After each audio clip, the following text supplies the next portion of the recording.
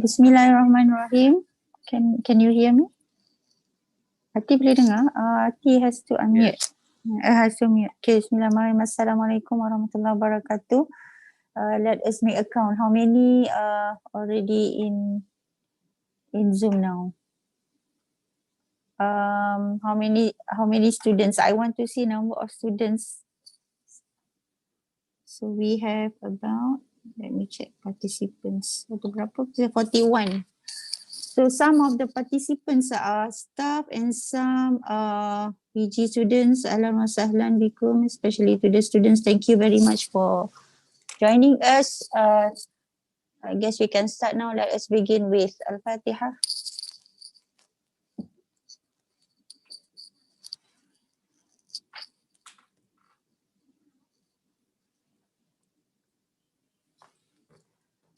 Okay. All right. Thank you very much again for your participation in dialogue session today. I hope that it can be very informal and hopefully we can help especially the students here to understand better the management practice at DDRI office. We are in fact reaching out to you because I can see that at this time around we are facing a lot of challenges communicating via emails, and I've been receiving many emails from students asking for this and that. So I guess this session is useful, and I would like to welcome all the heads of departments. Maybe some of them are also PG coordinators. Thank you very much for spending your time with the students. Maybe your students are also here, so they may need your attention. Yeah, from what I know, some of the students needs attention from the head of departments. All right, so basically let me go straight away. I don't want to speak longer today. My focus is very much on the dialogue session. But before I carry on, I think it is important that I communicate the Kuliah's message to all the students, because I think in the course of completing your study, sometimes maybe you overlook the reason why you are here. And it is also important for all of you students to realize that you are not lonely in this journey. We are together, and we have to work together because we are the university is established on the what do you call that, ummatic reason. Yeah, so we have responsibilities on our shoulder to assist the ummah. Well, let me check if Dr. Badri is in already. Dr. Badri? Okay, Alhamdulillah. Thank you very much, Dr. Badri. I'm nervous if you're not here because I'll be very quick with my remarks. Yeah. So, Sister Ati, can you please go to my slides? My dear students, I would like to refresh you, in case if you have not been presented with this vision and mission of the university. I hope we are together in this. Ada vision and mission of the university. So you are matured students. We are working so hard to develop the research quality in you. So when you come here, we treat you as adult, as adult.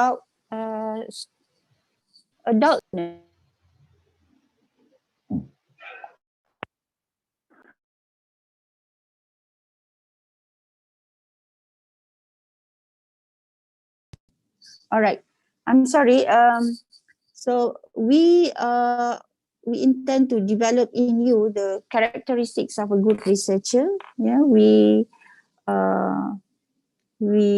take you as adult learner, and we hope that you will also behave as one. Yeah. And bear in mind, regardless which department you belong to, IRK or HS, that you are also responsible to acquire in yourself the capability of integrating between revealed knowledge and human sciences. Yeah? So if you are IRK students, I hope you also realize that you are welcome to learn from any of the experts in human sciences. I'm talking in the context of methodology of your research, for example. don't just be limit yourself to, you know, library research, textual studies, so on and so forth, because the reason you come here, you want also to benefit from the experts in human sciences, especially in terms of the methodology. If they are experts in SPSS, in qualitative research, field work, yeah, interviews, you know, focus group discussion, why don't you, you know, learn from them also? So you can recommend to your department that you need a co-supervisor from human sciences, as well as from human sciences. If you want to incorporate Islamic values or Islamic inputs in your thesis, you are welcome to invite any of the lecturers from IRK to be your co-supervisor. So this is a vision that we have at the Kuliah. It's not that you do your research in silo, because what we want to produce in this university is graduates of unique capability or credibility, understanding human sciences, as well as the basic knowledge in Islamic studies, and vice versa. Yeah. So if you come here, you think of graduate, just graduate from this university and be like any other graduate, that is very unfortunate, because of the facilities that we have, the resources that we have actually can make you something better and unique. Now let's take a look the educational goal. T, can we go to the educational? We have 10 educational goals. You may want to visit this at the Kuliah's vision and mission. So I will not read them all, but I think for you to get inspired, for you to be able to relate yourself with what the university is doing, it is important that you understand the Kuliah vision and mission. And what's more, now we are talking about student SAF, apa tu, Sejahtera Academic Framework. So we bring in the idea of, sustainability to the curriculum. We hope that our students also can embrace this. وَمَا أَرْسَلْنَاكَ إِلَّا رَحْمَةً لِلْعَالَمِينَ. So we want to translate this rahmatan lil alamin in our academic pursuits. So it's not only rahmatan lin nafs, rahmatan for you alone, but also to everybody. You are a scholar, you are a researcher, but what a scholar and a researcher can do to help the people around him. So I'm not going to be very extended in discussing this, but I highlighted it because I think not many of you are alert of the Kuliah's vision and mission. So you come here like a passenger coming and, and go, but it's very unfortunate. You are here 2 years, 3 years, 4 years. Some of you spend your time almost 6 to 7 years in IUM, but you graduate without getting any of the single thing that make your a credible researcher,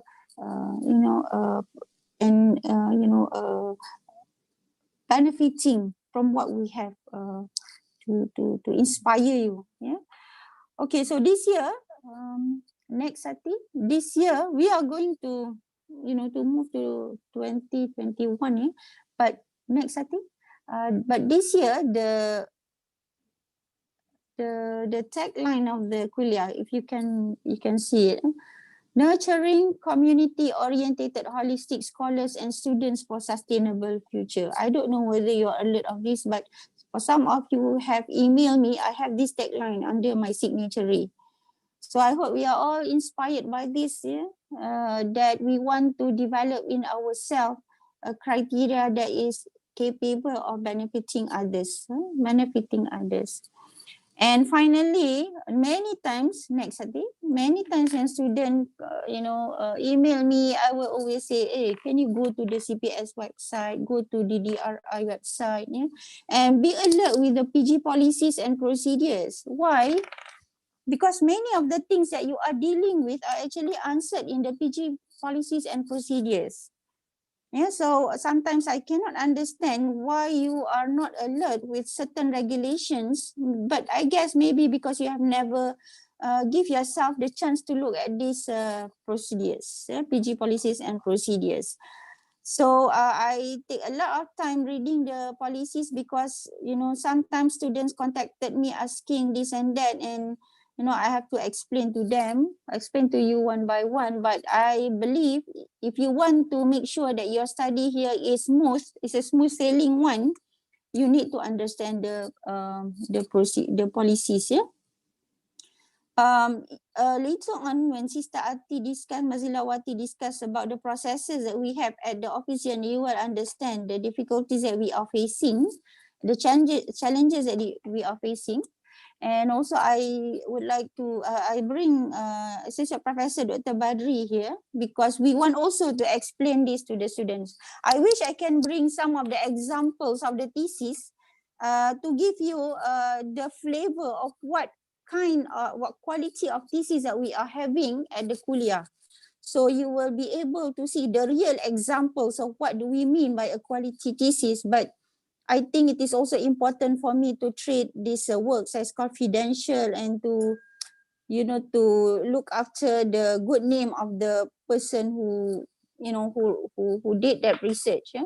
But you can check the thesis in our kuliah, and you sometimes I think you can think of yourself or the quality of the thesis. I'm not talking about the content. Yeah? The content is the subject matter experts area, and I will not argue on that. But I look at the outlook of the thesis. I look at the language of the thesis. Some of the students say, "Oh, I'm very good. I'm native speaker." Yeah, some students, wrote to me, and I don't want to get my thesis proofread because I'm a native speaker. But this semester, I received one thesis, and this person who personally approached me didn't want to proofread the thesis, and happened to be her examiner. I think I would like to tell her something, that you're a native speaker, but mashallah, your language is poor. Yeah.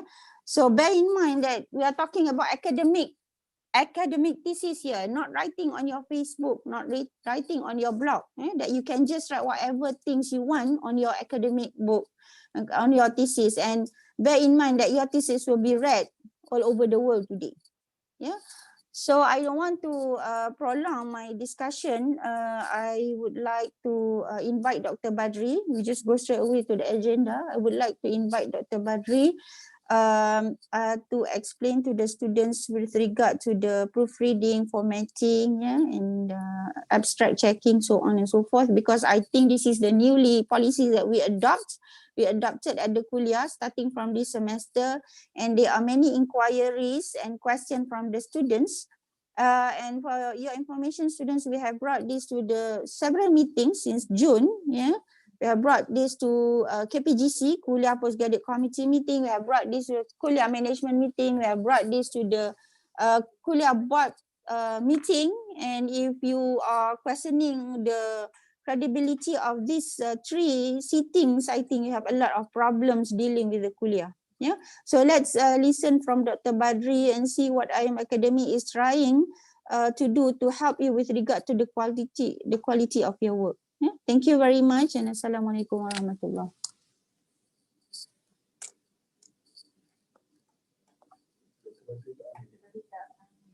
Dr. Badri, you have to unmute. That's right. So thank you very much, Dr. Haslina, Associate Prof. Dr. Haslina, the Deputy Dean of Responsible Research and Innovation, who is in charge of the postgraduate matters of the kuliah in the human sciences, as well as the revealed knowledge. So I would like to inform here about the processes at the end of the students' journey and the master's or PhD program. Number one, I can start off by picking up from what Associate Prof. Dr. Haslina has mentioned with regard to proofreading. This one, I need to dispel some misconception about proofreading. Sometimes people think that proofreading is about whether the language is good or not. That can be part of the purpose of proofreading, But actually the original purpose of proofreading is actually a normal SOP for something to be printed out as official documents. So, for example, let's say I want to publish a book, and the printing press will always have the process of proofreading in order to ensure that the manuscript that I produce is literally free from error as much as possible. So, for example, even though we say that human beings are, are not perfect, and there can be mistakes in what we produce, but the proofreading with regard to printed materials is meant to reduce the number of mistakes as much as possible. So that's why, for example, in the one of the benchmark for big publishers like Oxford University Press or Cambridge University Press, one book, they say that to err is human. They embrace that idea, to err is human, but the number of errors that they tolerate is something like 10 only per book, per publication. We have a stricter benchmark, which is observed, for example, by for example, Majma' Al-Malik Fahad lil Masahif, the printing office of the Mushaf in Medina. Many of you might think that because this is technology, you have one printing template, so they will just produce, let's say if it is you want 10,000 copies, the 10,000 copies will be done, printed, and then delivered. The answer is no. Every single copy has a proofreader, and the proofreader will stamp. That's why if you look at the Mushaf printed by Majma' Al-Malik Fahad, the Medina, there is a unique proofreader stamp on every single copy. Because if somebody in the world finds a copy that contains a mistake, because there can be misprint. When you go my machine, sometimes there can be misprint. And that person send it back to, send a communication to the Majma' Al-Malik Fahad. They will get the person who did the checking, the final checking. Because for the Quran, there cannot be one single error. Oxford University Press allows up to 10 per publication. But this one, after printing, there is another process. So it means that it has nothing to do with the linguistic ability of the person. So that's why, for example, when I talk about proofreading, I always quote this example. One of the biggest scholars known throughout the world is Stephen Hawking. He died last year or last 2 years. He had motor neuron. He cannot speak by himself. A computer had to be produced or created so that he can, because he has little movement only. He cannot speak. He will tap on the keyboard, and the the computer will speak. That's how he speaks. That's how he gives lectures. But the brain was not affected. So he wrote of course, there are many books that he wrote, but one of the best-selling books of his is actually a brief history of time. If you think that you can say that proofreading is I'm not good enough, my supervisor is good enough, I am native speaker, you should get a hold of this book and see what he wrote at the beginning at the preface. He said he had arguments with the editor of the book because the editor said, don't say it like this, say it like this, to the point that he was annoyed. But in the end, when the book became bestseller in the world, he wrote a tribute to that editor. He said, this could not have happened if my editor were following my thinking the way I wrote. So the editor did polishing, improving in terms of the way it is written. Is not a slight on the part of the genius of that professor. When I do the correction, it doesn't mean that he is less intellectual before I do the proofreading. So that is the myth that we have to dispel now, because sometimes the students feel that, oh, proofreading, why do I have to do proofreading?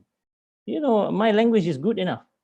It's not a question about whether you are good. You can be top person in the language, but having a second eye to look at your work will help to eradicate errors that you might not see. So for us who have been, for example, those who have graduated in Western universities, this is a straightforward situation. Myself included, I graduated in University of London. No proofreading, no submission. Basic equation. Because it's not about whether when somebody asks to do proofreading, it doesn't mean that I'm not good.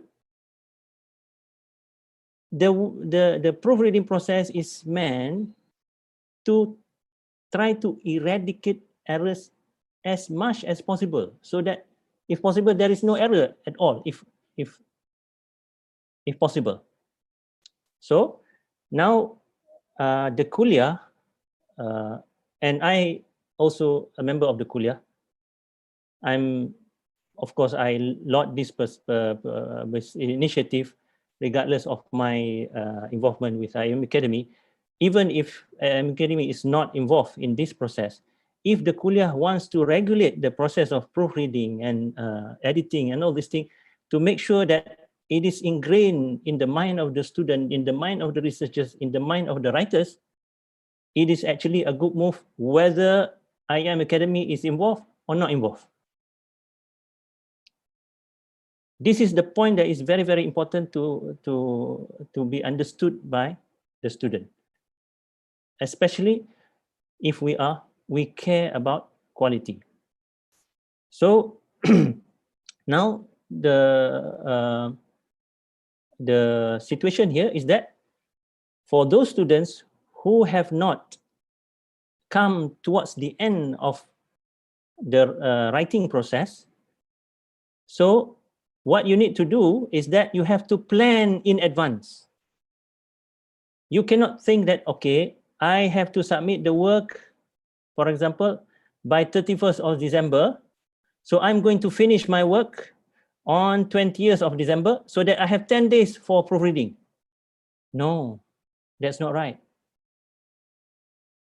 Because, of course, people cannot read, 300 pages, for example, in just 10 days. Somebody who claim can do that, yes, they can claim to do that, but whether they are going to do quality work or not. Within 30 days, for example, within, let's say, 5 days, for example. Because if you are thinking that you are going to finish the draft, everything, 20th of December, and then you are going to give the whole thing to be proofread, maybe 5 days. Okay, you still need another 5 days to correct the whatever that is given by the proofreader. So you are thinking, okay, 5 days for proofreading, 5 days for me to correct, and then 31st of December, I can submit. Wrong. The time frame is not reasonable. So you have to plan ahead, which means that, okay, now you look at your own speed. For example, for you to gauge your own speed, if you read carefully, one page, how many minutes? Then you can think about how many minutes will be needed by the proofreader. If you read carefully, for example, let's say one page takes you 1 minute. If you have 100 pages, it means 100 minutes. And that 100 minutes, with regard to a proofreader, okay, if somebody his job is concentrated on proofreading, then he can get that 100 minutes, almost every day of his life. But sometimes, in most circumstances, the proofreaders approved by the kuliah are also the lecturers, are doing other jobs as well. So they need to find that, let's say 200 minutes or 300 minutes so that they can go through the thing. And then the second one, okay, this is the first one. I want to summarize that proofreading is a standard operating procedure for printing out of publishing formal documents, including your thesis, because your thesis is a formal document. Standard SOP. It doesn't touch on your language ability. You can be of supreme ability, but proofreading is part and parcel of printing process. Okay, number 2, language editing. So these are two different things. Language editing, sometimes some of you, the writers themselves, if they are not so confident about their language, then it is wise to get the work edited. So now, to get the work edited, it is to improve the way it is the stuff is written. I mean, your writing, your write-up, how can it be improved? So, for example, in my case, if I want to produce a paper in English, and I'm not a native speaker, okay, do I have confidence in my ability in the English language? Maybe I feel I'm very, very confident. So maybe I feel I don't need language editing. No problem if that is the feeling. But proofreading, the standard SOP still applies. There must be a proofreading. But if I feel that, okay, I'm not native speaker, and when I did my assignment, my lecturer corrects this statement here, corrects this sentence there. So I feel that maybe if I don't let this go through the editing, then there will be a lot of mistakes, or maybe no mistakes, but the expression can be improved further if it is done through editing. So now I engage somebody to edit the writing. To edit the writing, it means two things.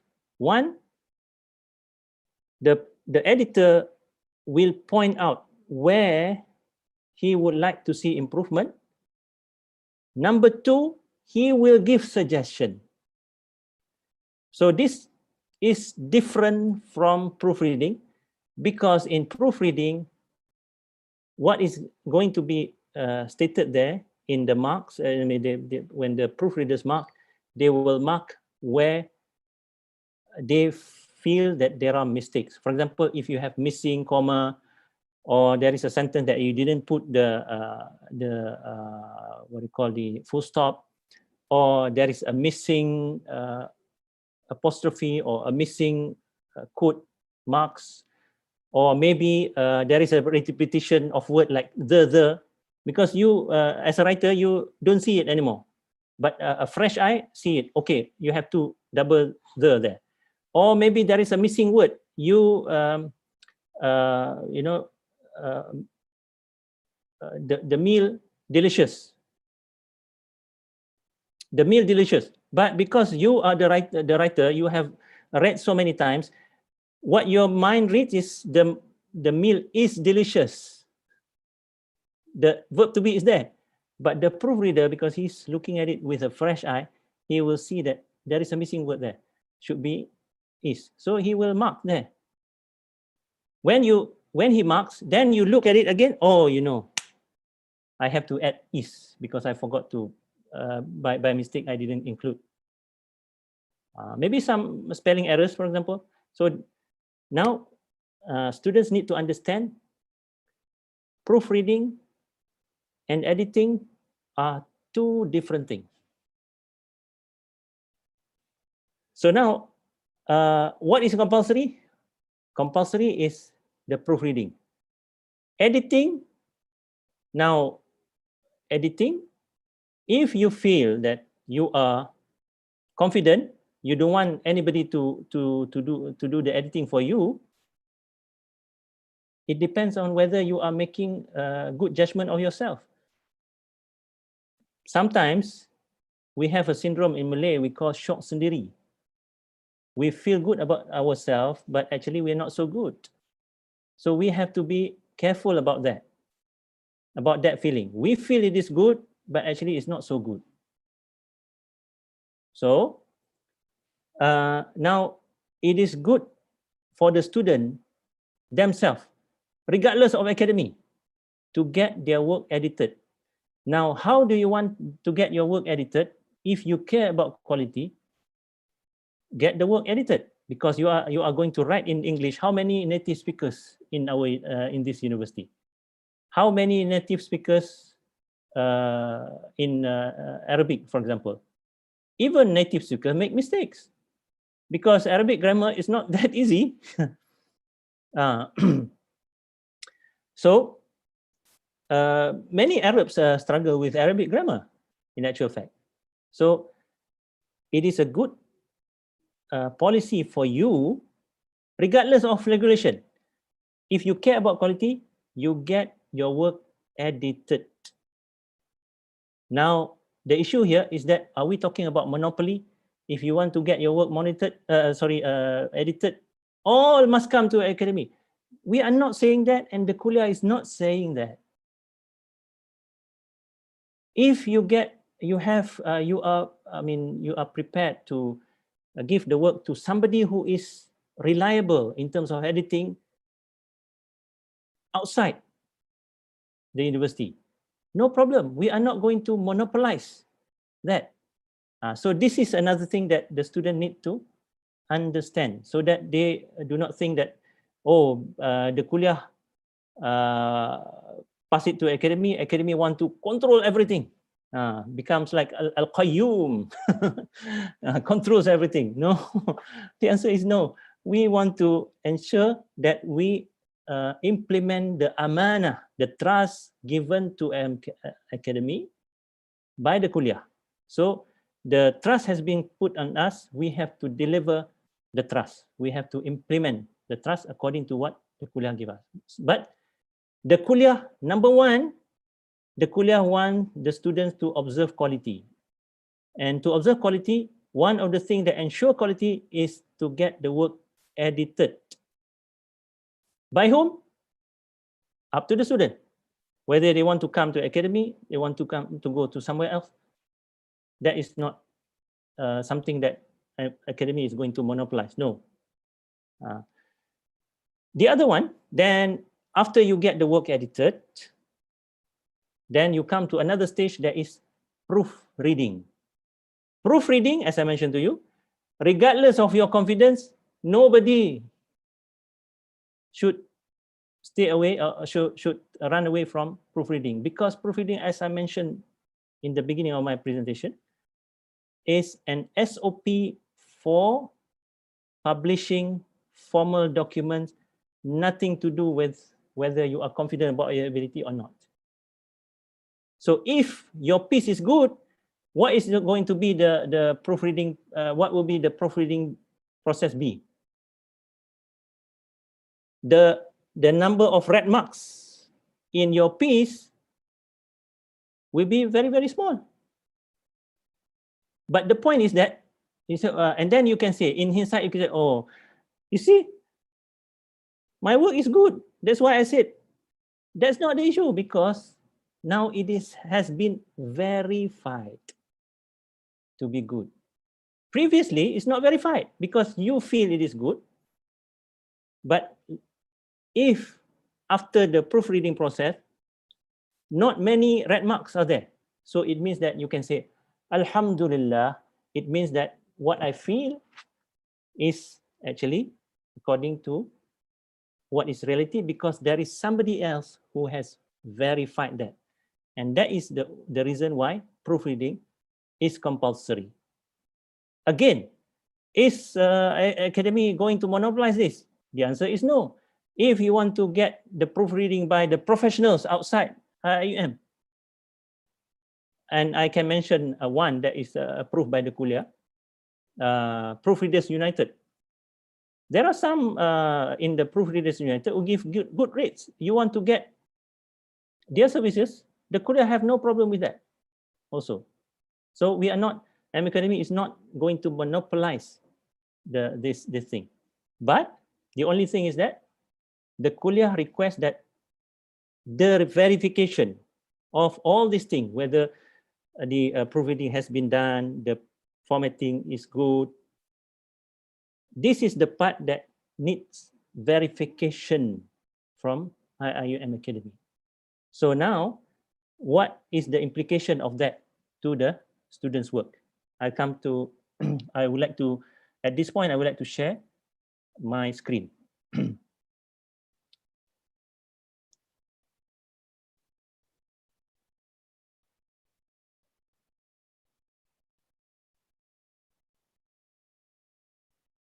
Okay. Can you see my screen now? Yes, doctor. Review form for thesis binding, right? Dr. Badri, if you can combine a little bit of Arabic, because I think that okay, there are some Arabic. Okay. Student asking proofreading in Arabic. Okay. Proofreading in Arabic.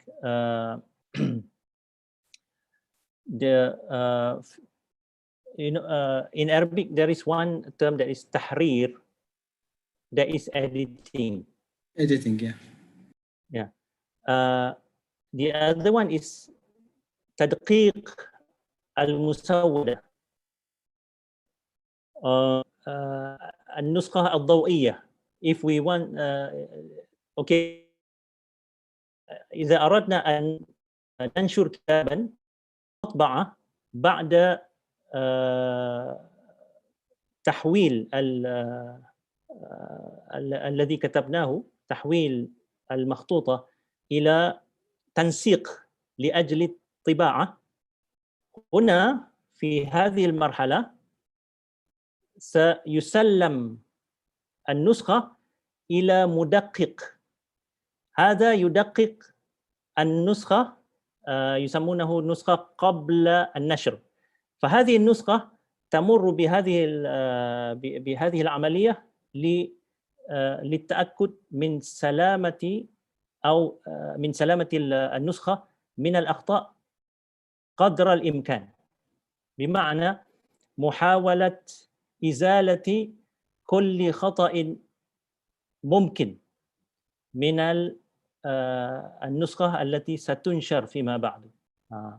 أما بالنسبة للتحسين اللغوي، إذا شعرت بأنك يعني مثلا إذا كتبت شيئا ثم وتريد أن تتأكد من أن طريقتك في الكتابة أسلوبك مناسب أو غير مناسب أو كذا، فأنت تعطي هذا لمحرر، فهذا قبل التسليم للطباعة.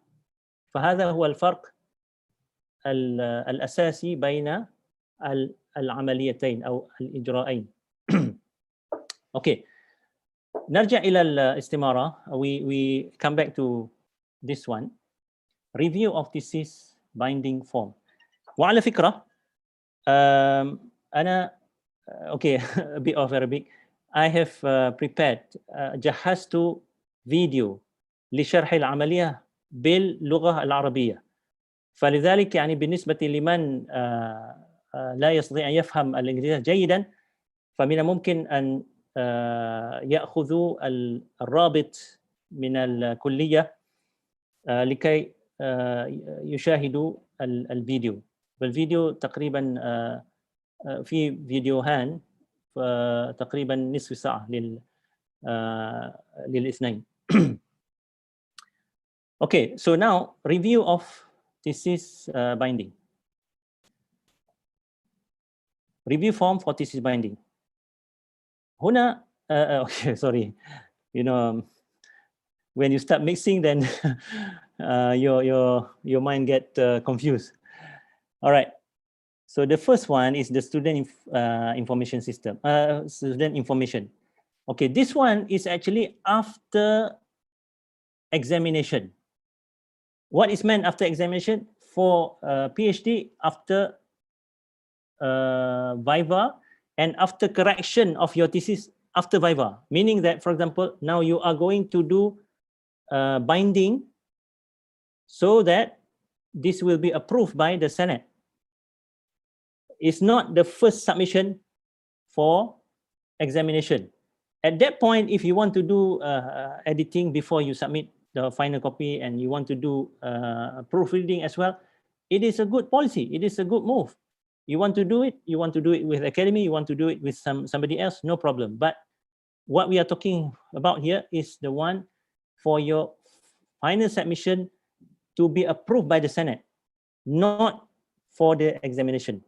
All right. So now, when you look at the review form for thesis binding, you have this. You have a few sections in this one. You have section A, student information. All right.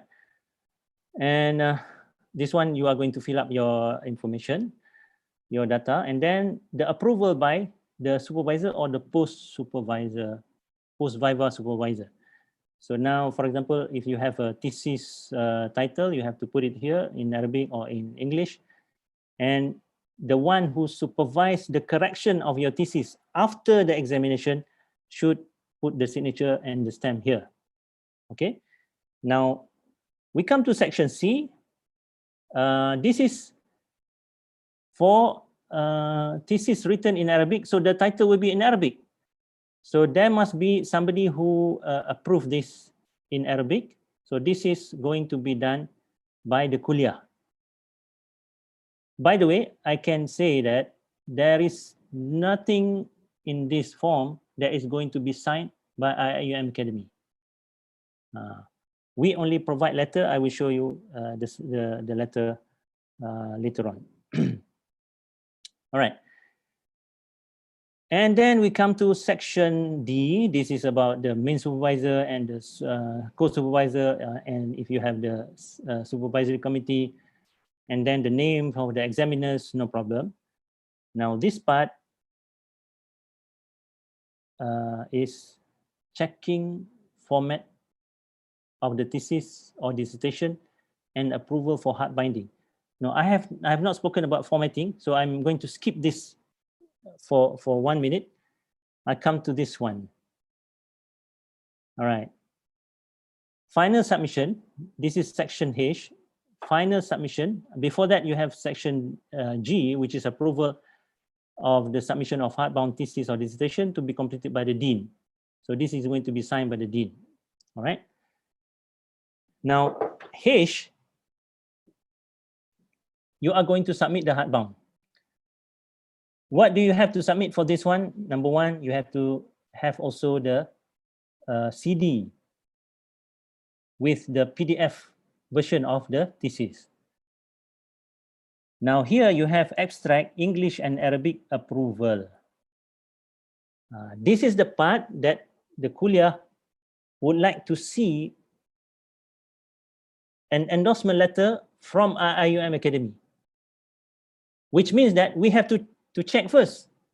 The work has to be submitted to us for us to check first, and only that we can say that okay, the abstract is okay, Arabic one is okay, English one is okay, then we stamp our approval.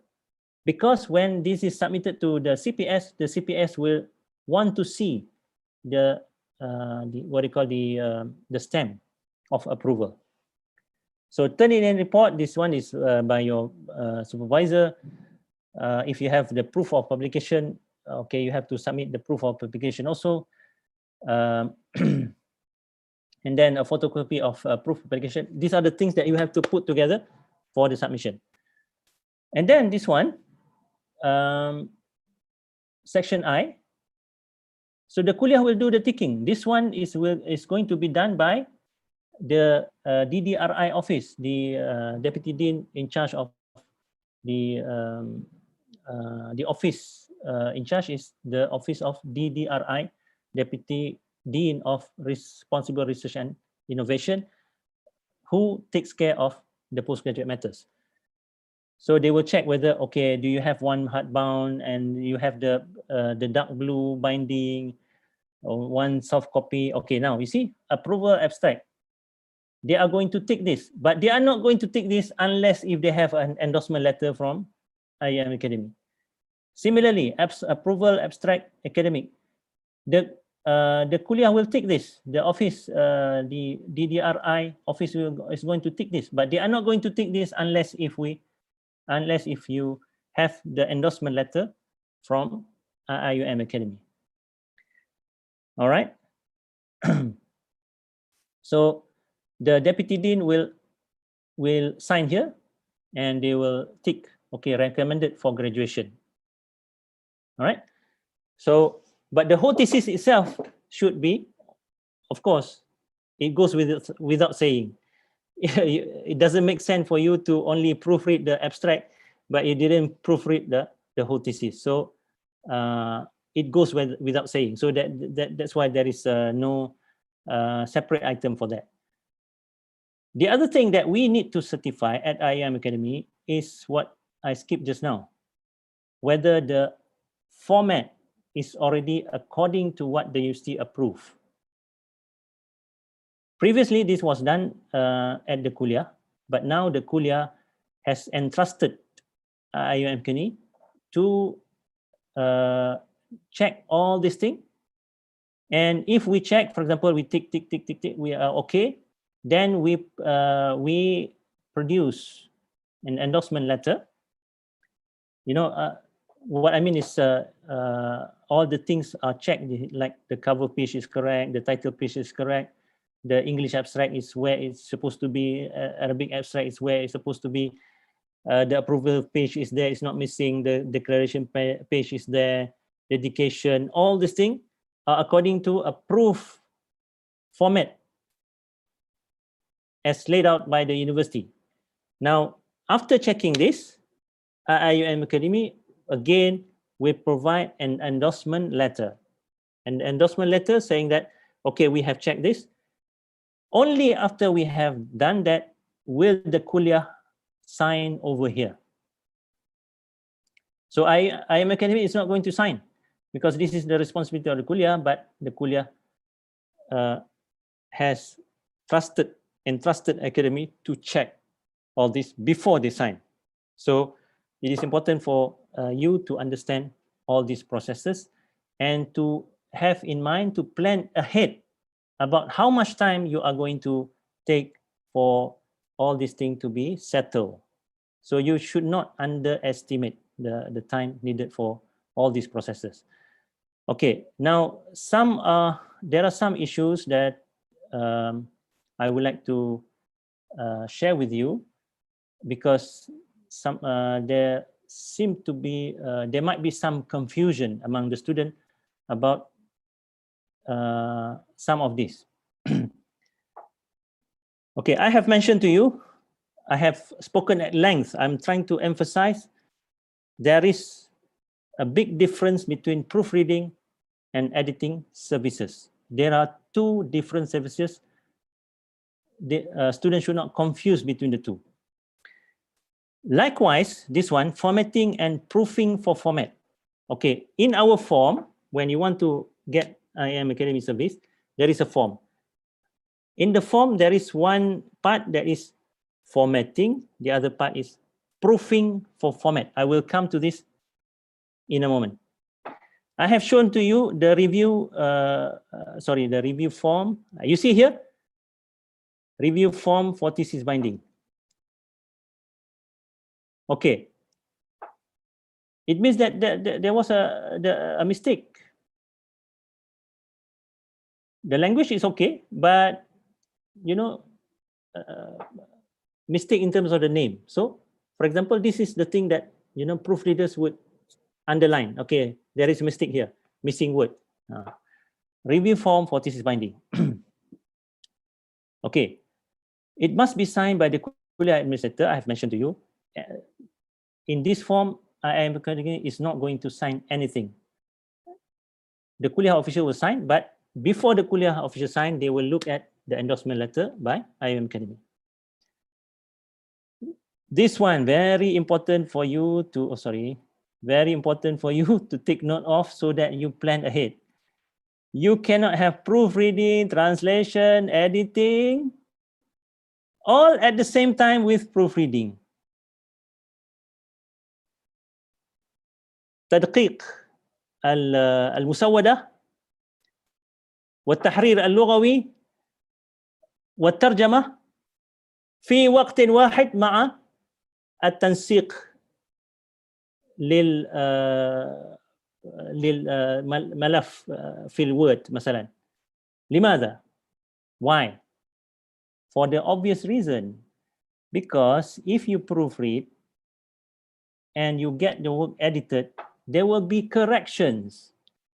When there are corrections, if you give the formatting at the same time, the one doing formatting is going to correct the version that he has.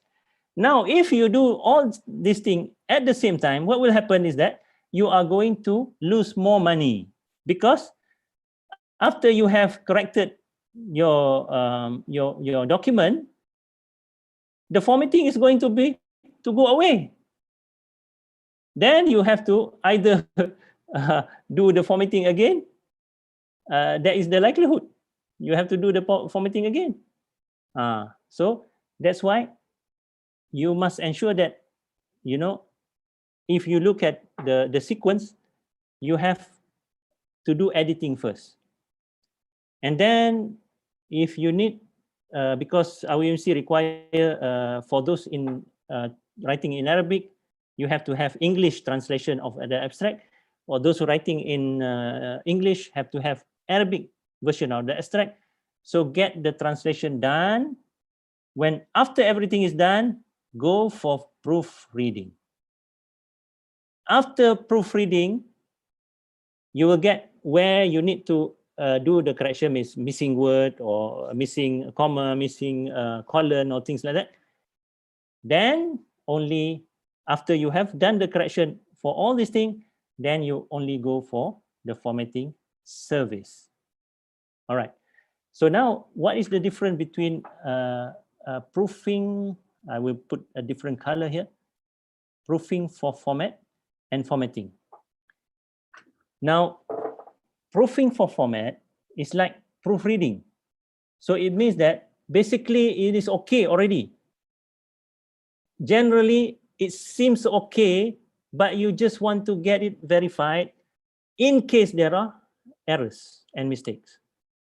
So you are giving your work, you have done your formatting yourself, and you check with let's say the manual, this is manual, for example, of under the CPS. You think all are okay in terms of formatting. So now you want to get it verified. So what do? You do proofing for format, meaning that you are not, your document is already formatted. But this one, formatting, is like when you write, you don't care about formatting at all. You just write whatever that you want, just content. That's all. And then towards the end, you want, this, I cannot submit it like this. They will say that, okay, you have to be, the margin is like this, the way the table is organized is like this, the font is like this, the footnote is like this. Oh, I see. Then I have to do formatting. Okay, at that point, are you going to do formatting by yourself? Or you want to engage somebody to do the formatting page by page? If you want to get somebody to do that formatting page by page, this is what we call formatting. But if you have done formatting in general, you just want to make sure that you get it right. This is what you call proofing for format. Okay, number 5. I'll come to number 5. Number 5, this is about those who want to do the proofreading or editing from outside. Now, if you do proofreading or editing or translation or formatting inside IUM, it goes without saying that after we have completed the job, we are going to produce the endorsement letter. So no issue about that, because you engage IUM Academy for the service. But number 5, you said, oh, I have done everything outside. I just want the endorsement letter. For this one, even if you pay us 1,000 ringgit, we are not going to accept, because we do not take bribes. We have to observe the trust of the kuliah, which means that the trust is that the kuliah entrusted us to check. So now, if you claim that you have done the proofreading outside, you have done the proofreading of the abstract outside, you have done the formatting of the whole thesis outside, or you have done the proofreading of the whole thesis outside. When you want to get the endorsement letter, before we issue the endorsement letter, what do we do at IIM Academy? We will ask you to give evidence, which is normal. If you say that I'm sick, you have to give MC. So if you say that I have done the proofread, my work has been proofread by so and so, who is, you know, a professional proofreader. Okay, no problem. We will ask the supporting document, which means that a letter by this person that says, yes, I have proofread this work. So now I have mentioned to you, if you bring from outside, you get your work done from outside. If you go to Proofreaders United, you can check with the kuliah. If you go to Proofreaders United, there is no issue, which means that when we get a letter from Proofreaders United, okay, this work has been proofread by us, we are going to give the endorsement letter. And for the processing fee, very small amount, which is, I think, 4 ringgit, if I'm not mistaken, for that one. So small processing fee we take. But if you get the proofreading done by somebody not known to us, not known to the kuliah, for example, not let's say outside the Proofreaders United, for example, yes, you can still do that, but at that time we will do the checking, meaning that, okay, now you say it's proofread by Sulaiman bin Yahya. We said, who is Sulaiman bin Yahya? Oh, he's lecturer of UPSI and very lecturer of UKM, for example. So we will ask you to get the CV of that person, how much about, which says his experience in proofreading, and in that situation, we are not going to make judgment ourselves only. We will pass to the kuliah and say, okay, this student has done the get the proofreading done by Sulaiman bin Yahya, who is a lecturer of UKM. Is this okay by the kuliah? So the kuliah said, yes, okay, we know that person, for example. So at that point, we will issue the endorsement letter, which means that we are observing what in English is termed as due diligence.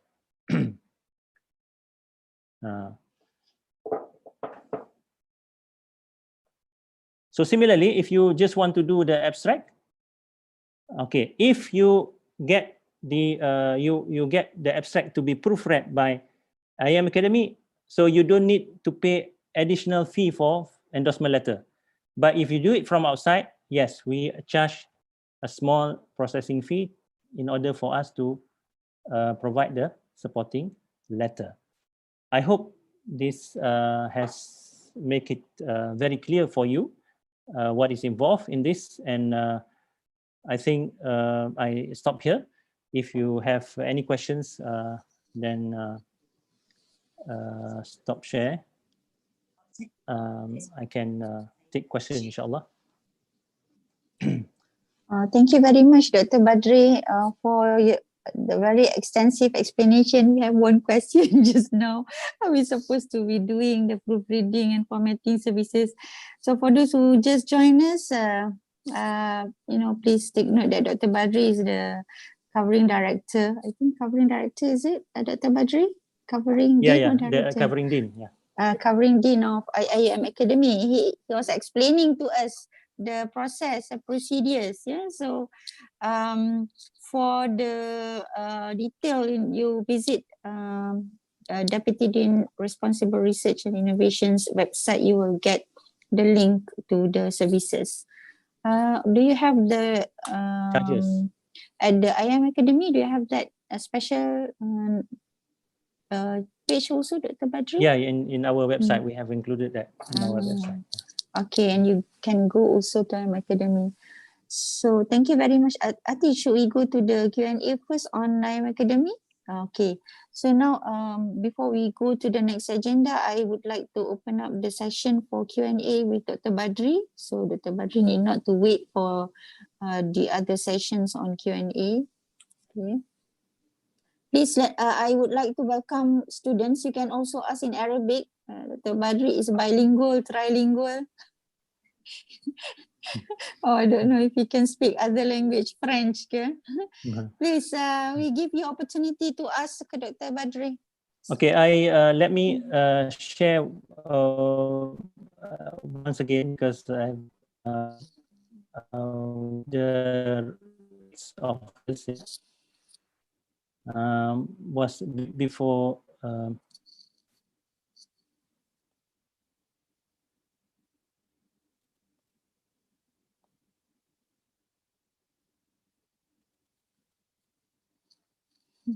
Why do you don't want to ask Dr. Badri say, okay, why only write on the chat box? Huh?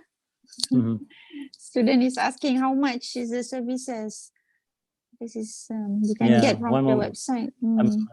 Okay, so this one, this is the rate.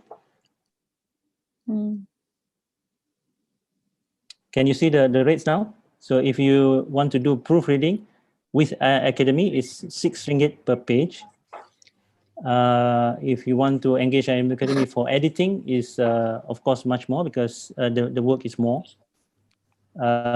If you want to do checking for format, this is format checking, which means that you have done the formatting. You just want to verify that the format is correct.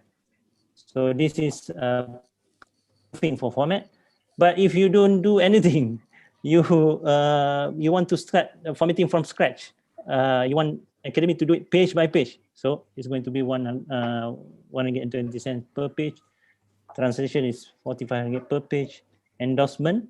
Now endorsement, as I mentioned to you, if you had engaged IIM Academy in any of these earlier services, this one is waived, the 4 ringgit. But if you have done the proofreading from outside, you just want to get the endorsement, we will do the checking, as I mentioned to you, verification, who did the job, what is the supporting document. So there is a small, a small processing fee of 4 ringgit only.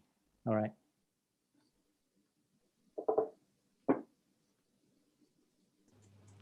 Assalamualaikum, Doktor. Yes. I'm Brother Azim from Dell, Mm. and I was just wondering if in this MCO period, how are students supposed to request to undergo this formatting and proofreading process from IIM Academy? Yeah, we have given the link to the kuliah for the students to connect with IIM Academy. But I can give you the email as well, because now we receive everything through email, and we communicate with the student also through email because of the restriction in terms of the number of people who can come to the office. Now, when the CMCO is lifted, then our staff can come back to the office, and of course they can answer to phones and things like that. But at the moment, unfortunately, we have to do through what you call the email. And in terms of email, our staff has been informed that they cannot ignore emails coming in. So, in fact, in this situation, if you feel that the staff are unreasonably late in responding to the email. So unreasonable meaning that, for example, if you send the email 5 p.m.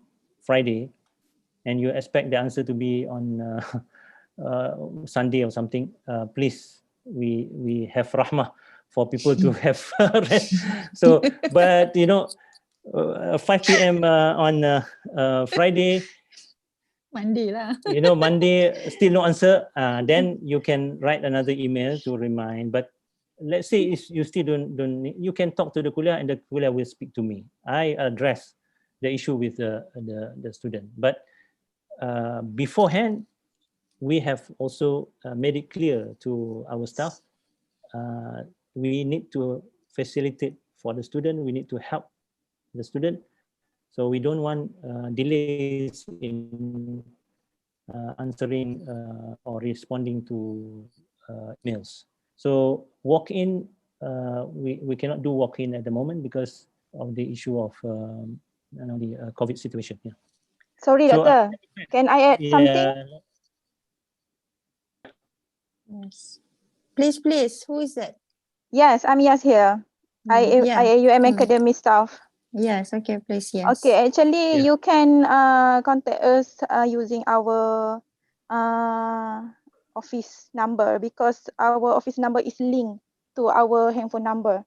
So if you Okay. have anything question, you just call that number, and inshallah we will answer your phone. Okay? Sure.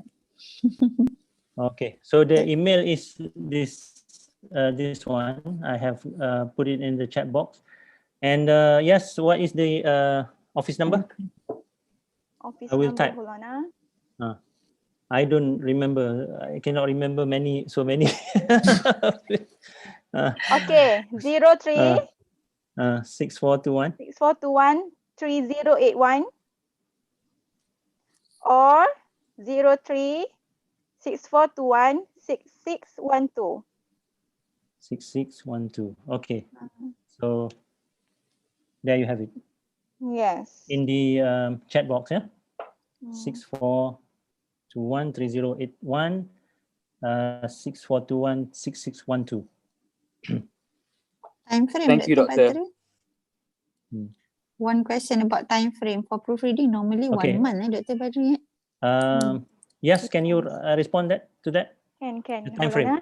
Yeah.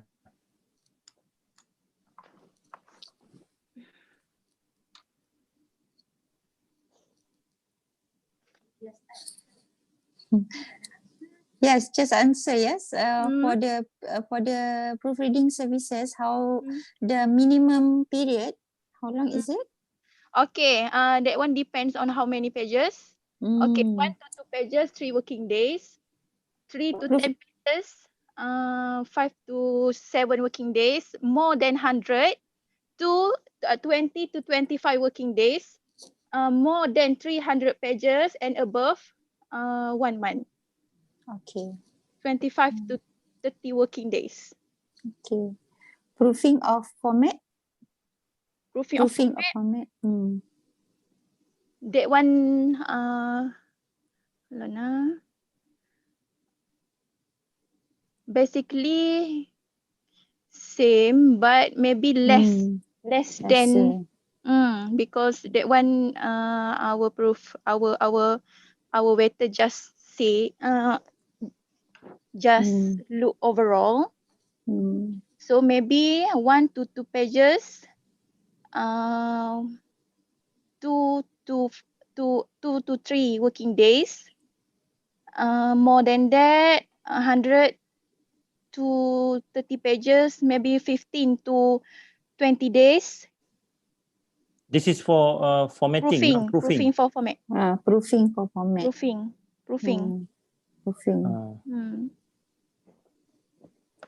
So I think if the students is asking for proofreading and proofing for format, then it will take about 1 month and 2 weeks lah. Yes, because they need to settle for proofreading first. I think the time frame, Dr. Haslina, I think that the time frame, we put it on one sheet and we can pass to your office and you can put it under the downloads of resources so that it's easy for, let's say if a student come to your office also, it's easy for you to. Okay, yes, we prepare one sheet for the time frame.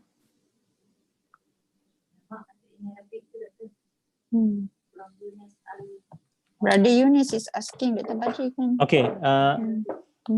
إذا رغب الطالب في التدقيق الشامل لرسالته أن يعمل ذلك دكتور متخصص في جامعة أو دولة أخرى، هل يمكن ذلك؟ أنا شرحت هذا بالإنجليزي وقلت نعم ممكن، ولكن إذا كان الشخص معروفا لدى الكلية فهذا يعني سهل، ولكن الآن إذا فكرت في ذلك أنا أنصحك بأن تسلم أو تقدم الاسم أولا لنا حتى نستطيع أن نرسل إلى الكلية ونحصل على الكلية، أنا أتكلم مع نائب العميد مثلا ونعمل اعتماد أولا، معناه حتى لا يحدث فيما بعد أي خلاف، معناه أنت تنوي أن يعمل لك التدقيق من قبل شخص معين من جامعة قطر مثلا، فقدم الاسم لنا ونحن نتفق مع الكلية ونقول نعم أو لا، فإذا قلنا نعم بعد ذلك يعني في شيء مكتوب مثلا نعم هذا معتمد، بعد ذلك إذا حصلت على التدقيق وذلك الشخص كتب خطابا بأنه قد عمل التدقيق فليس هناك مشكلة في ذلك، بقي فقط أن تدفع لنا يعني تدفع لخدمة الاعتماد وهو endorsement يعني 4 رينجت. واضح؟ اوكي.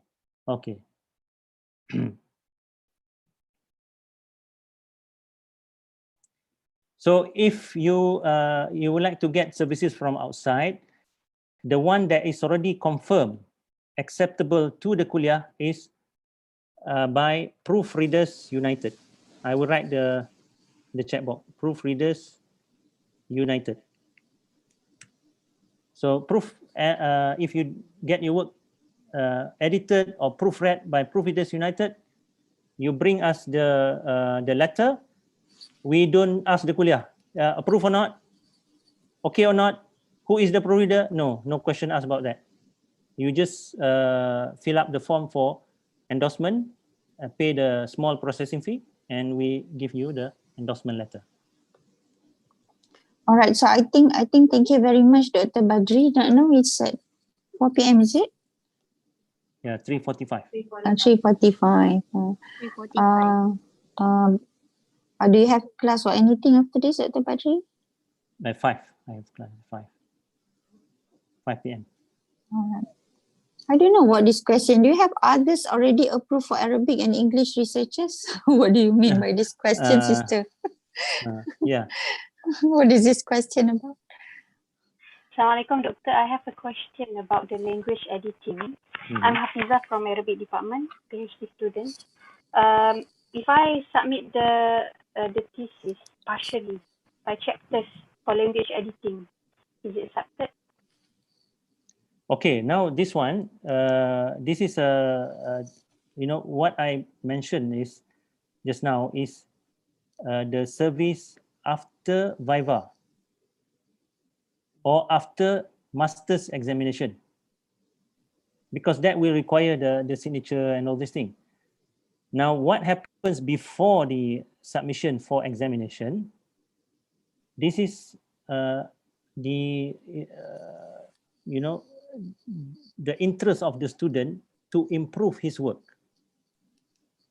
So whether he wants to get it edited or proofread before the final submission, if you want to engage at IM Academy, by all means you can do that, but it will not affect the form, because at the end, after the exam, you still have to do the form.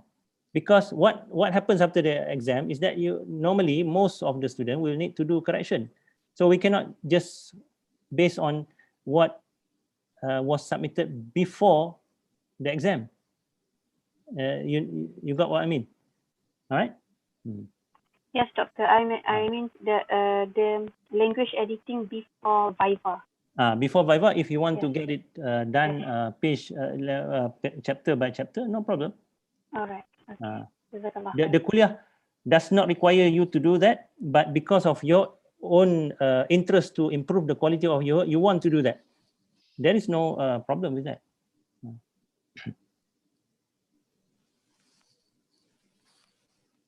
All right, Dr. Badri, I think that's about it. Thank you very much, Dr. Badri, for your for joining Okay, this us. one, maybe I have to answer this one, the Gunda Yumitro. I have already finished writing my PhD thesis. It's around 244 pages with references and formatted like I am myself. It is finally checked by my supervisor and co-supervisor. What is the next process? So now, is it submitted for examination or not? So if it has not been submitted for examination, the processor that I have mentioned, not applicable yet. But if you want, then you can do that, because at that stage is optional. The stage where it is compulsory is after the Viva. All right. Okay. Yeah, from Amira, Arabic Language Lab, no. Formatting Service, these two are under IM Academy management. Right now, we are doing it as a trust from the kuliah.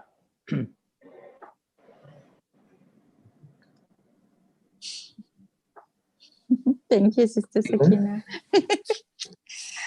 Soalan tak faham. Assalamualaikum, Doctor. Yeah. Yes. Hello. Yeah, I'm asking this question on behalf of my friend. My friend got a letter from his supervisor that his proofreading almost done, like that. He has a letter like Almost. that. How can it almost done? It is either done or not done. Cannot be almost. So if he have like that letter, we can get the endorsement from the IAM Academy. All right. Now, if I write something, and I say, no worry, I have done the proofreading. Nobody in the right frame of mind can accept that, because the world is not like that. The world says proofreading must be done by a person other than the author. Nowhere in the world proofreading is done by the person writing himself. So this is to be understood. But he get the letter from the supervisor. Now, one moment. He get the letter from the okay. supervisor. We have to clear about that first, because some people claim, okay, I have done the proofread. Language is okay. No problem. This is not to be found anywhere in the world. The world doesn't work like that. The proofreader must be somebody else other than the author. So now, let's say if your supervisor says that I have read your work, there are no errors. So it means that he has become the proofreader of that work. If he becomes the proofreader, he acted as the proofreader of your work, then he write lah. Let him write. I have proofread this work from cover to cover. Then submit to us. But don't write, don't ask the lecturer to write. The thesis is good. I want proofreading to be exempted. There's no such thing as proofreading to be exempted. The only thing is that he can say that I have done the proofreading, which means that he wants to help you for free. If you go outside, you have to pay for a proofreader. He said he is rahmah lil alameen, or he did it for free to you. Alhamdulillah. But he has to say that. Verify. He has to say that. He cannot say that the language is work. I want the work to be exempted. No, it's not. That's not the way. That means our supervisor can play a role as a proofreader at the same time. Yeah, but when you give you still need to get the endorsement letter. So before you get the endorsement letter, the kuliah, we will do the random checking also, because it's part of because it is part of the service. So you see here, if your supervisor, why do we have that extra step for the supervisor claiming that he has done the proofreading? Because the supervisor has interest. If you give it for somebody who is not related to your work, that guy has no interest in the work. So you see the concept of conflict of interest here? If we want to be strict, we can say that, oh, cannot. Your supervisor cannot be the proofreader. We are not saying that. We can say, but because there is a bit of possibility of conflict of interest, then we will do the checking. So when we do the random checking, we say, oh, okay, seems things are good. Then we release the endorsement letter. But if we say, now, is it really? And we check it, a lot of missing words, wrong formatting or whatever. So it means that we will talk to the supervisor and say, sorry, doctor, I think the proofreading needs to be done a bit better. So can you do that? Because he has claimed here he can do it. Then they say, oh, I have no time. Let the student get somebody else to do it. Then the student will have to do it. Exactly. Okay, thank you so much. Right. I think that's about it. Thank you very much, Dr. Badra. Okay. I hope the student now understand. Proofreading is required. If your supervisor say that he confirms that he has done the proofreading, then we will also check. And Dr. Badri, the kuliah will have to verify. We'll have to check if the statement is reliable or not. Yeah, because Dr. Badri mentioned clearly just now, even if you are writing with a native speaker in the UK or in the US, you still have to get your work proofread. I don't know why in our university we are tolerating the quality, and we are not even native speaker. So anyway, I mean, the thesis is yours, my dear students, and your thesis has academic bearing. So you and your supervisor will be responsible accordingly to the quality of your work, isn't it? At the end of the day. Thank you very much, Dr. Badri and the team from IIUM Academy. Inshallah, after this, we will have a dialogue, another session with the students on the administrative process at the departments, at the kuliah. You are free to stay with us if it is not disturbing your schedule. And you may also leave if we have some other meetings or some other. Thank you very much. And welcome. Right. Okay, so we go to the next agenda. I would like to invite Sister Mazlidawati to explain the processes at the kuliah. So please, Sister Mazlawati, let me mute myself. Okay, thank you so much, Dr. Haslina. What?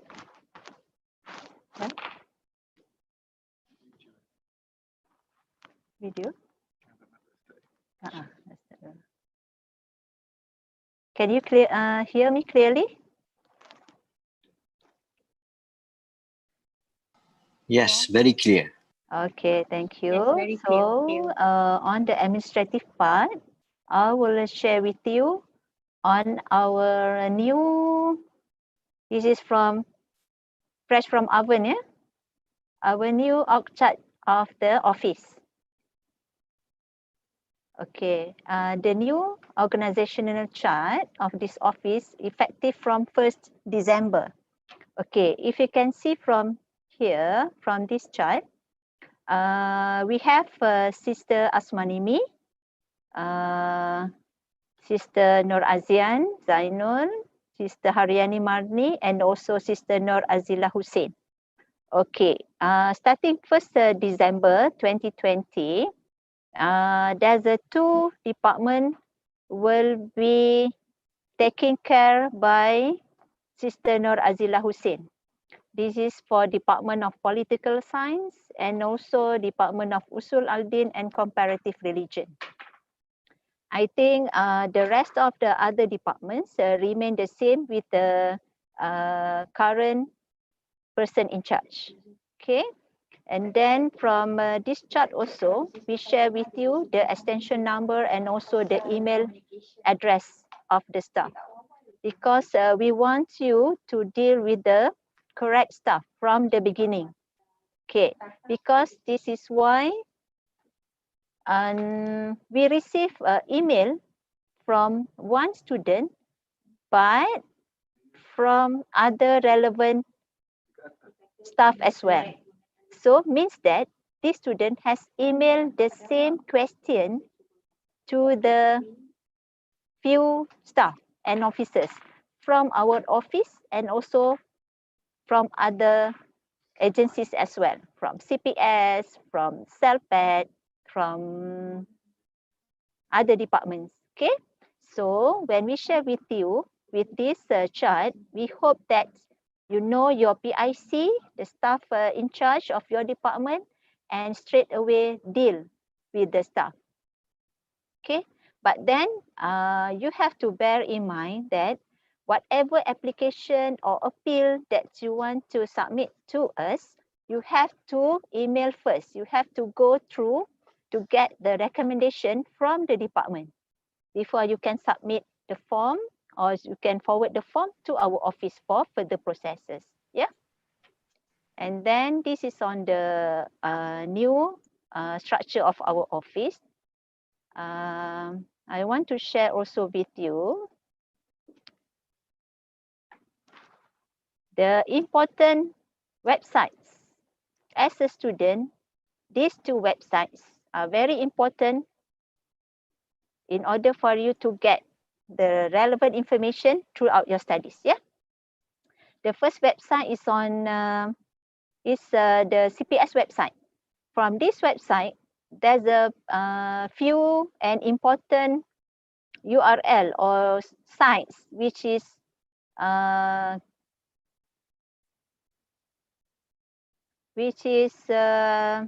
what you call it, important in order for you to get the information and also the form and also the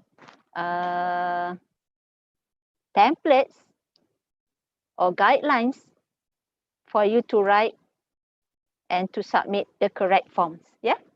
Okay, this is the website of CPS. From here, you can get the IUM thesis manual.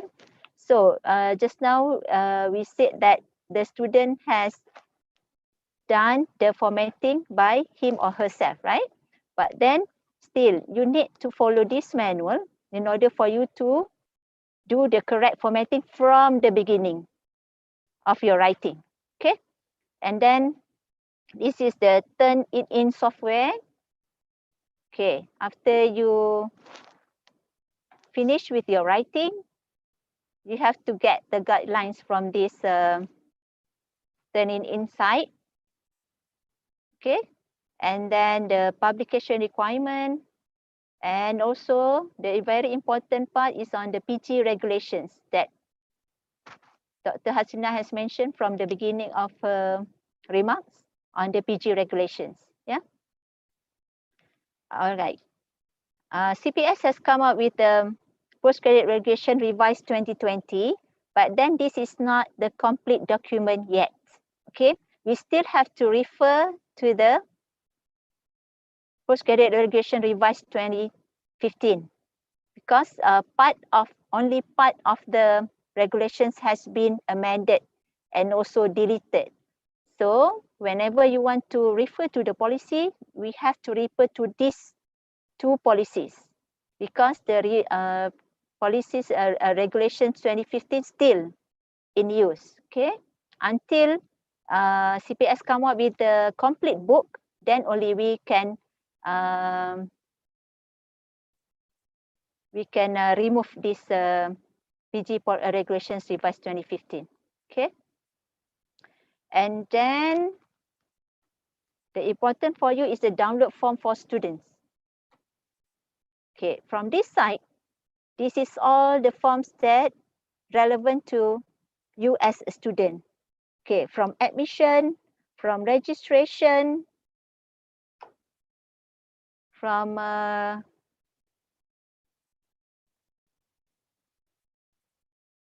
research, related to research activities, examination, viva.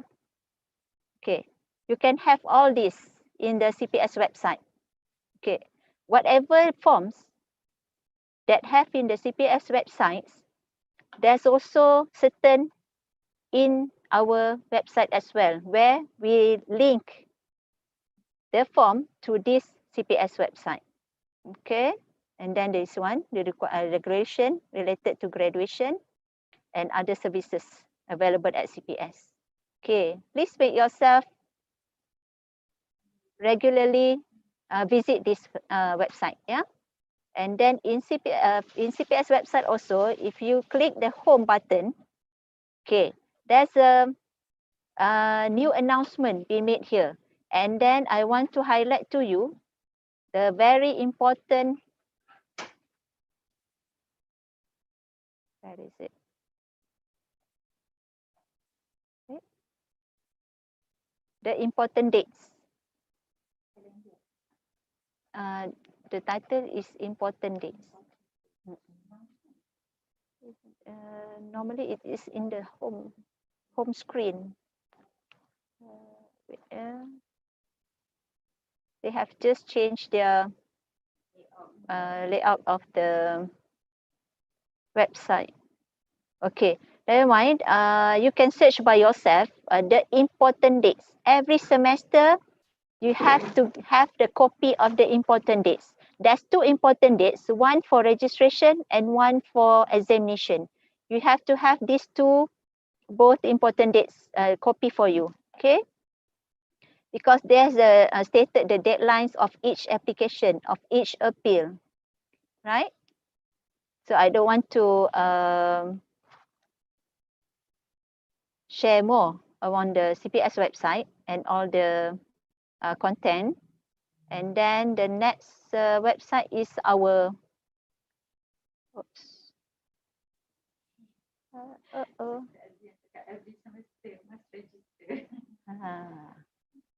Okay, this is that's a website of our office. Okay, if you can see here, you don't have to view other websites, only our office websites, because this is important for you. Okay, we have here the SOP for submission of PhD thesis for examination, yeah, and also the SOP for submission of master thesis for examination. So you when you click here, you can have the flow of the SOP, what you have to do before you can submit your thesis for examination, right? And then we have also flowchart online proposal defense, flowchart nomination of supervisor during RTL and conduct of research during RTL period. And then we have all the information here. Okay, please visit our website regularly. Okay. Any question on the website?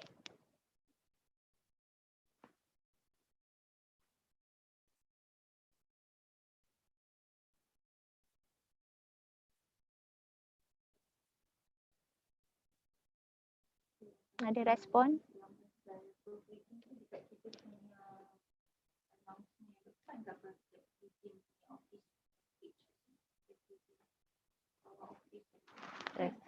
Wait. Office.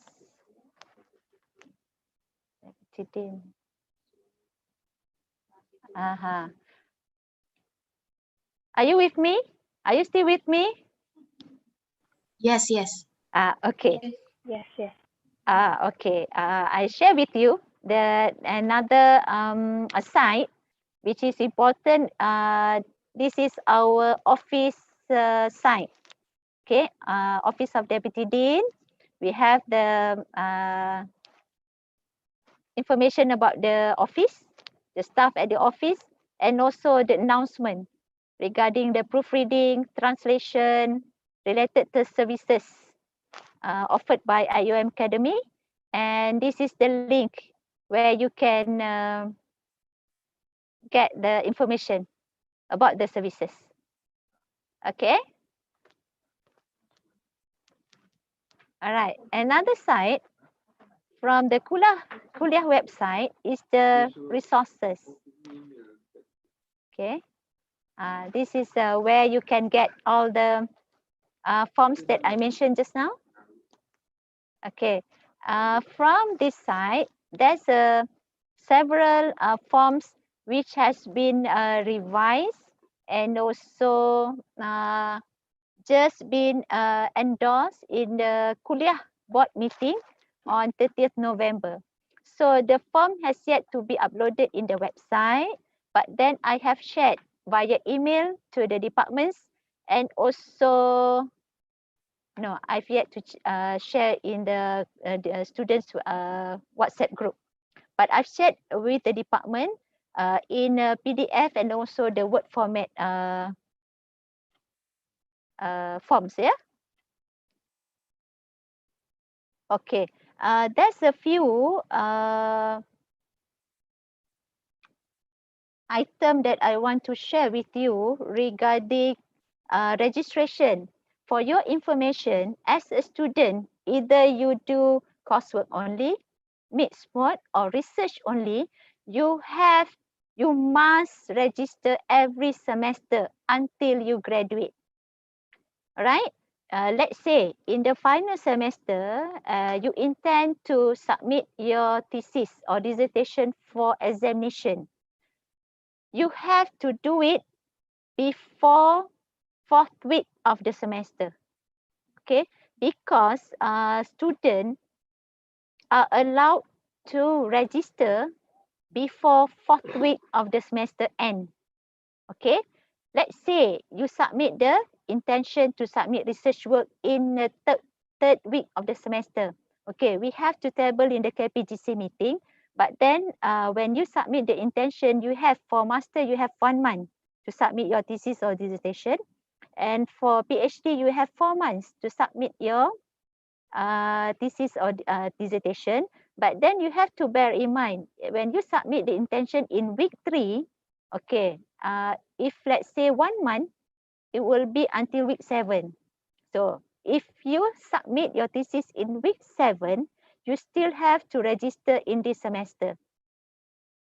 Okay, there's no clause stated that when you submit the intention to submit research work, either master or PhD, you don't have to register anymore in the semester.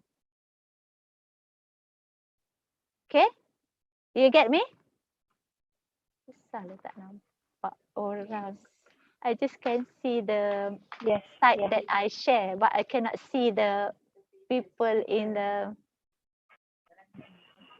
Zoom. So Assalamualaikum. I just thought that I just say to myself alone. Okay. Okay, is there any question regarding the registration? Assalamualaikum. Waalaikumsalam. I am Fatimah from Quran Sunnah Department. I would like to know whether we will be able to know the KPGC meeting dates.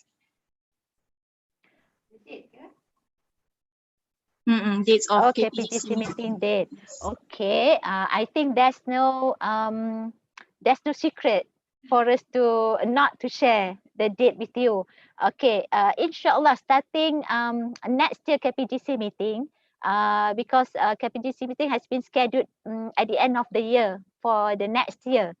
So for next year, we are yet to have the schedule of the meeting. Once we finalize the schedule, we will share in our website so that you will know the deadline to submit the application or appeals. Okay, normally the deadline will be 1 week before the meeting, but then 1 week before the meeting is for the department. Normally for student, you should submit earlier then.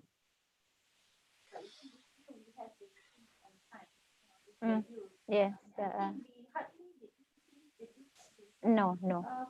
I think during MCO we did change. We did reschedule the meeting. Okay, but the rest of the meeting on schedule. First week of the month. For your information, roughly the KPGC meeting will be on Friday, first week of every month. Okay, so we have 12 months a year. So we are going to have the KPGC meeting every month, so 12 times a year. First week of the month, yeah.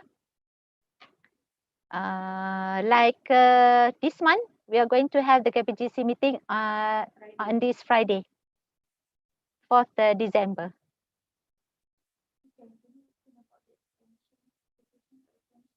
Nanti ada kat sini. Okay, is there any question regarding registration process? If not, I'm going to proceed with the next item on the submission of dissertation thesis. Okay, can I proceed? Yes. Yes, please.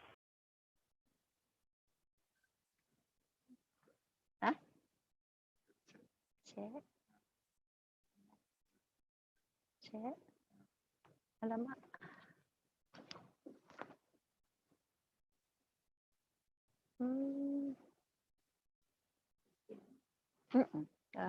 Which one? Okay, the KPGC meeting has been answered. The department have the deadline of KPGC meeting.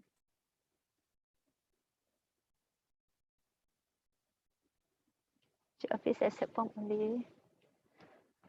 Which one should I answer first?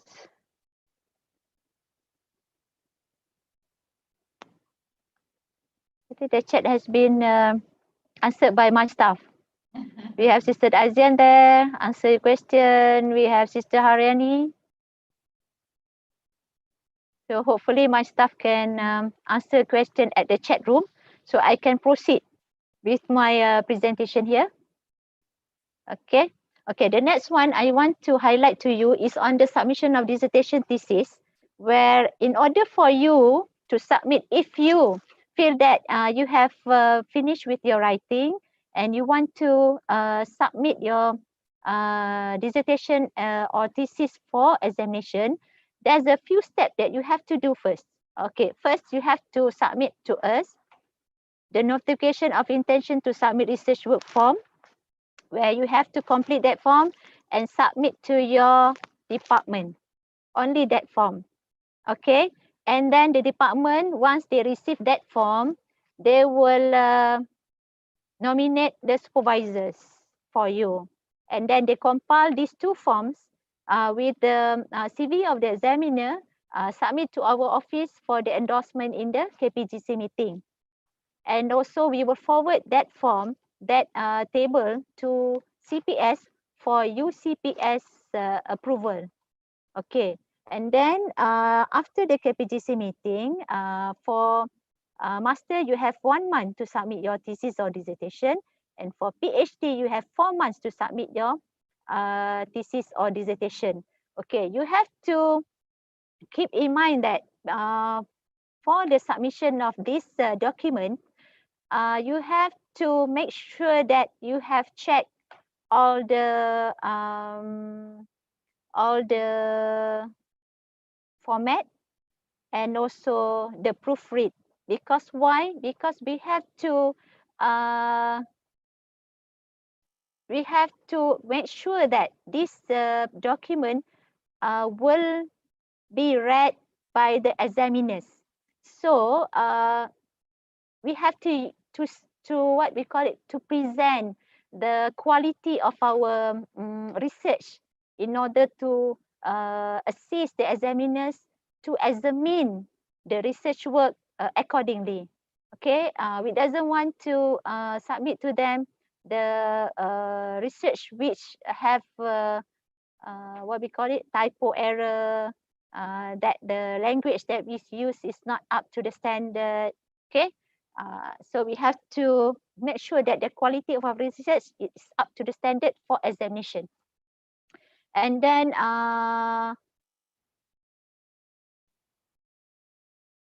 after the examination, there's a correction that you have to do, and then there's a form, the important form, which we name it as completion, certification of completion form, where this form is very important to be submitted to CPS to be updated the thesis examine status. We call it as TE status. Okay. Regarding the registration, you have to register every semester until the TE status been updated. This is for student doing coursework on doing mixed mode and thesis only. Okay, but for student doing coursework, normally we don't face much problem because they are quite straightforward case. All right, beginning of the semester until week 4, they have to register and then they just follow classes. At the end of the semester, settle with the examination, settle with the assessment, that's it.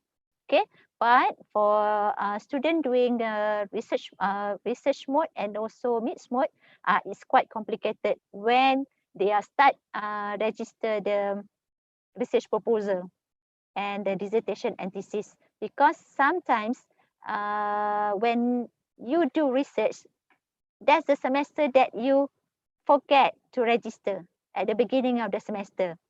Then you will start realizing it when you receive the email from CPS on not registered status, NR status. Then only you will realize that you failed to register in that semester. Okay, for student doing research proposal, dissertation and thesis, when we receive your form, we can straight away register it for you, regardless what week is it. Okay, but then you have to help us to ensure that your finance status is clear. Okay, no more no finance block. Okay, all right, because when you have a finance block, although we receive your completed form, we cannot register the research proposal, dissertation or thesis for you in that semester, because the system has been blocked by finance. It's not only the iMaklum, your iMaklum being blocked, but our system also been blocked by finance. Okay, please help us to assist you by ensure that you have not been blocked by finance when you are dealing with the department and also dealing with our office. Okay, because when the system being blocked by finance, we cannot do anything. We cannot process your appeal, your application, and it will drag until week 12 where you will be terminated. Once the TD status been updated, formally you are not our student anymore. Okay, don't let your status been updated to TD status. If you have the commitment or you have the intention you have the desire to finish your study, please make sure that the status has not been updated to TD. Okay. The TD status is a serious status, you know. It's not, we can play with that status, no. Once the TD status has been updated, automatically you are not our student anymore. And what you call it as administratively, we cannot serve you anymore. Okay. Okay. And then I just want to highlight to you regarding the application and appeals. We have new forms on the nomination and change of supervisor. If you check in our website, currently we have two forms. Okay, nomination of supervisor and also the change of supervisor. But our new form, we have combined these two forms. So you can access to one form only for nomination of supervisor, and if there's a changes, you can use the same form, but for the change of supervisor. Okay, and then we have the leave of absence.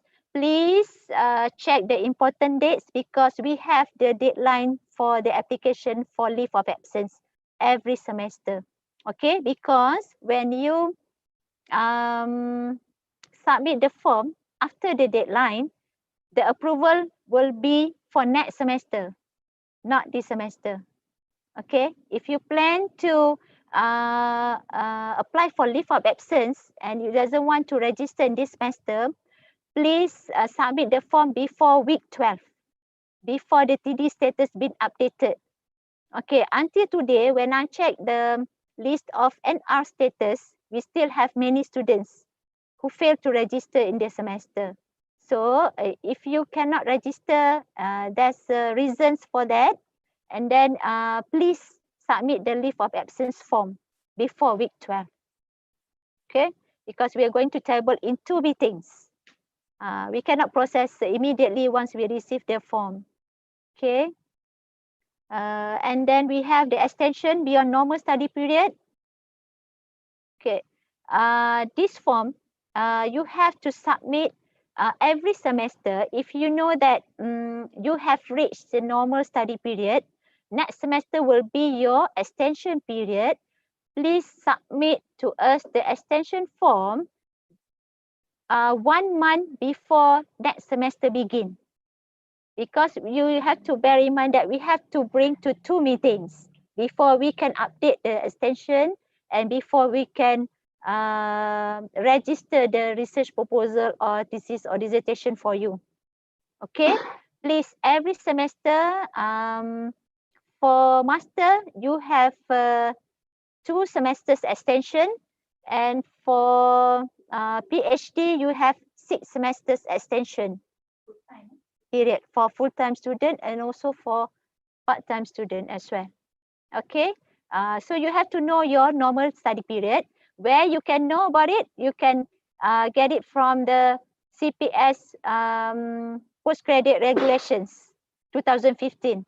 There's a table that for master, part-time and full-time. There's a table also for PhD, full-time and part-time. Okay, so you will know the minimum period, the normal study period, and also the maximum study period.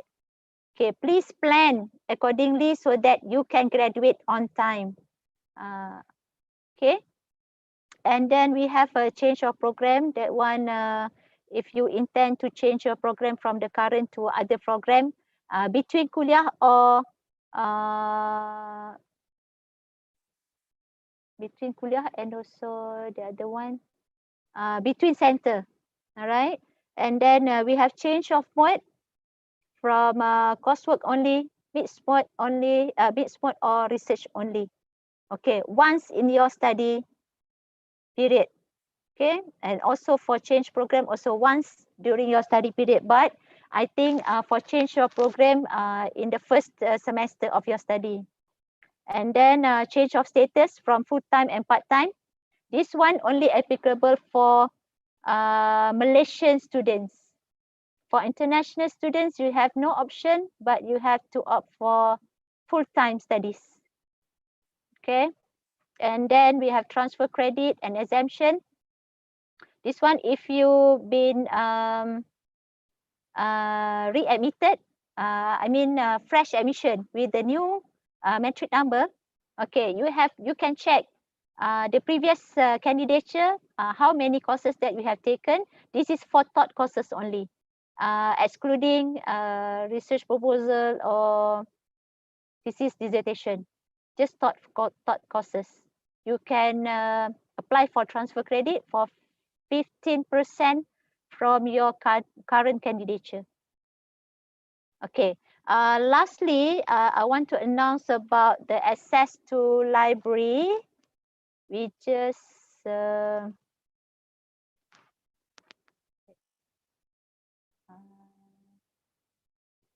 this one.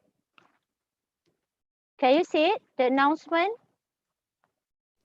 Yes. Okay. The announcement is on. This announcement is for kuliah PG research student. Okay, based on this announcement, we are going to share this announcement in the student WhatsApp group. Yeah. This is only for postgraduate research student, correct, kan, Dr. Hasrina? Just for student doing research only, right? Okay. IIUM Sejahtera Council invites postgraduate students who wish to visit the IUM library for research purposes only to submit their application to the kuliah. Okay. If you feel that you need to do research at the library, you may come, but you have to get the approval from the kuliah first. That means our office first. Okay, based on this announcement, for security reason, students are strictly requested to follow the IUM official guidelines during the conditional movement control order number 4 this year, section 6. Okay, that includes that you have to wear mask and sort of that. You can check the guideline, yeah. And then the SOP to access the library, I can share with you. There's a few steps. First, you have to fill up this Google form. You can click at the Google form there. Okay, fill up that form. And then our office will get the recommendation from your supervisor. We just need to fill up that form. Because we will receive that form, we will process for further. Okay, for further action. We will get the recommendation from your supervisor, and then we will forward the application to the relevant agencies getting the approval. And then the library will arrange the schedule for you and issue a letter. The letter will be emailed to you and copy to our office, CPS, and also OSEM, because OSEM will ask that letter from you. You can show in your phone when you receive the email, yeah. And then kuliah will notify the successful applications from time to time.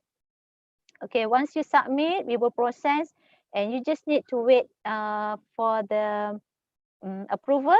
Then only you can enter IUM to access to the library, yeah. Okay, I think that's all from me. Any question?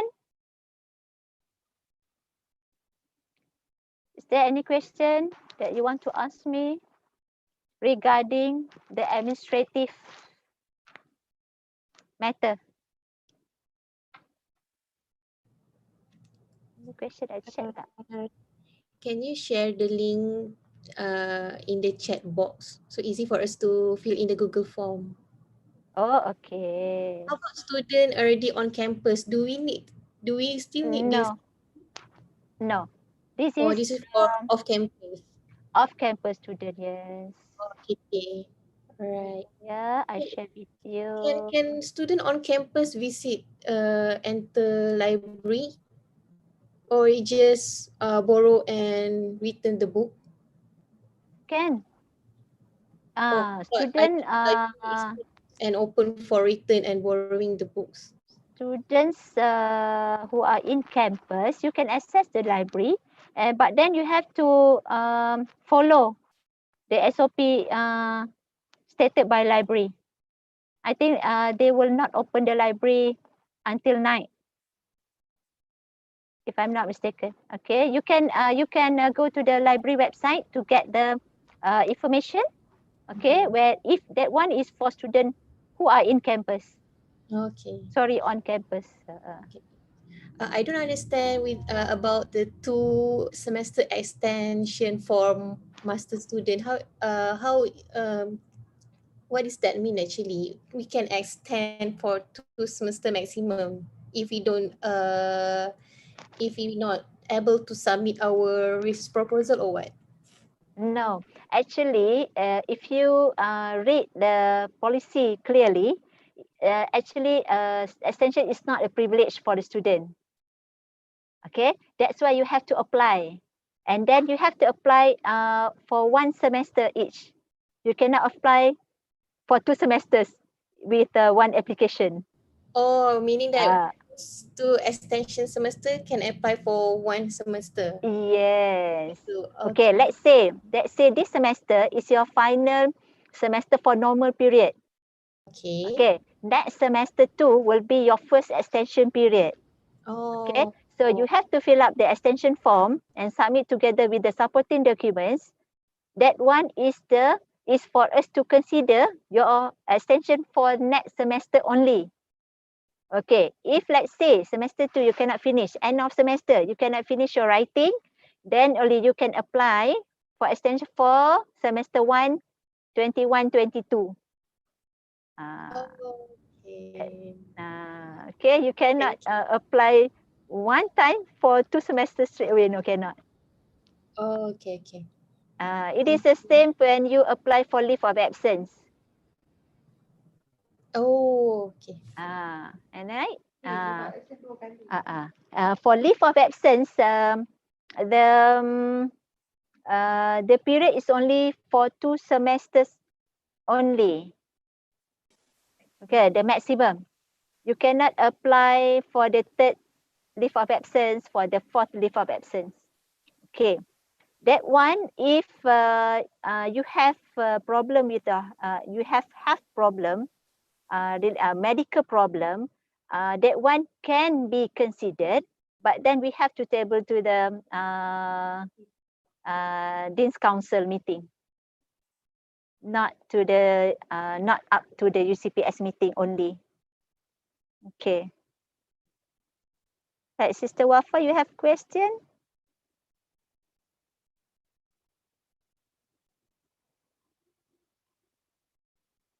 Any other question?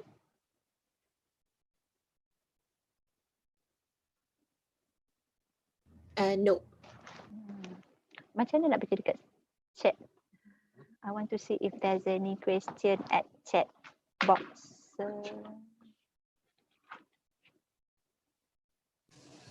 Okay, the latest to nominate supervisor, I think the earliest would be towards the end of the first semester.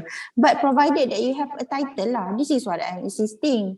How are you going to nominate a supervisor if you do not have a title?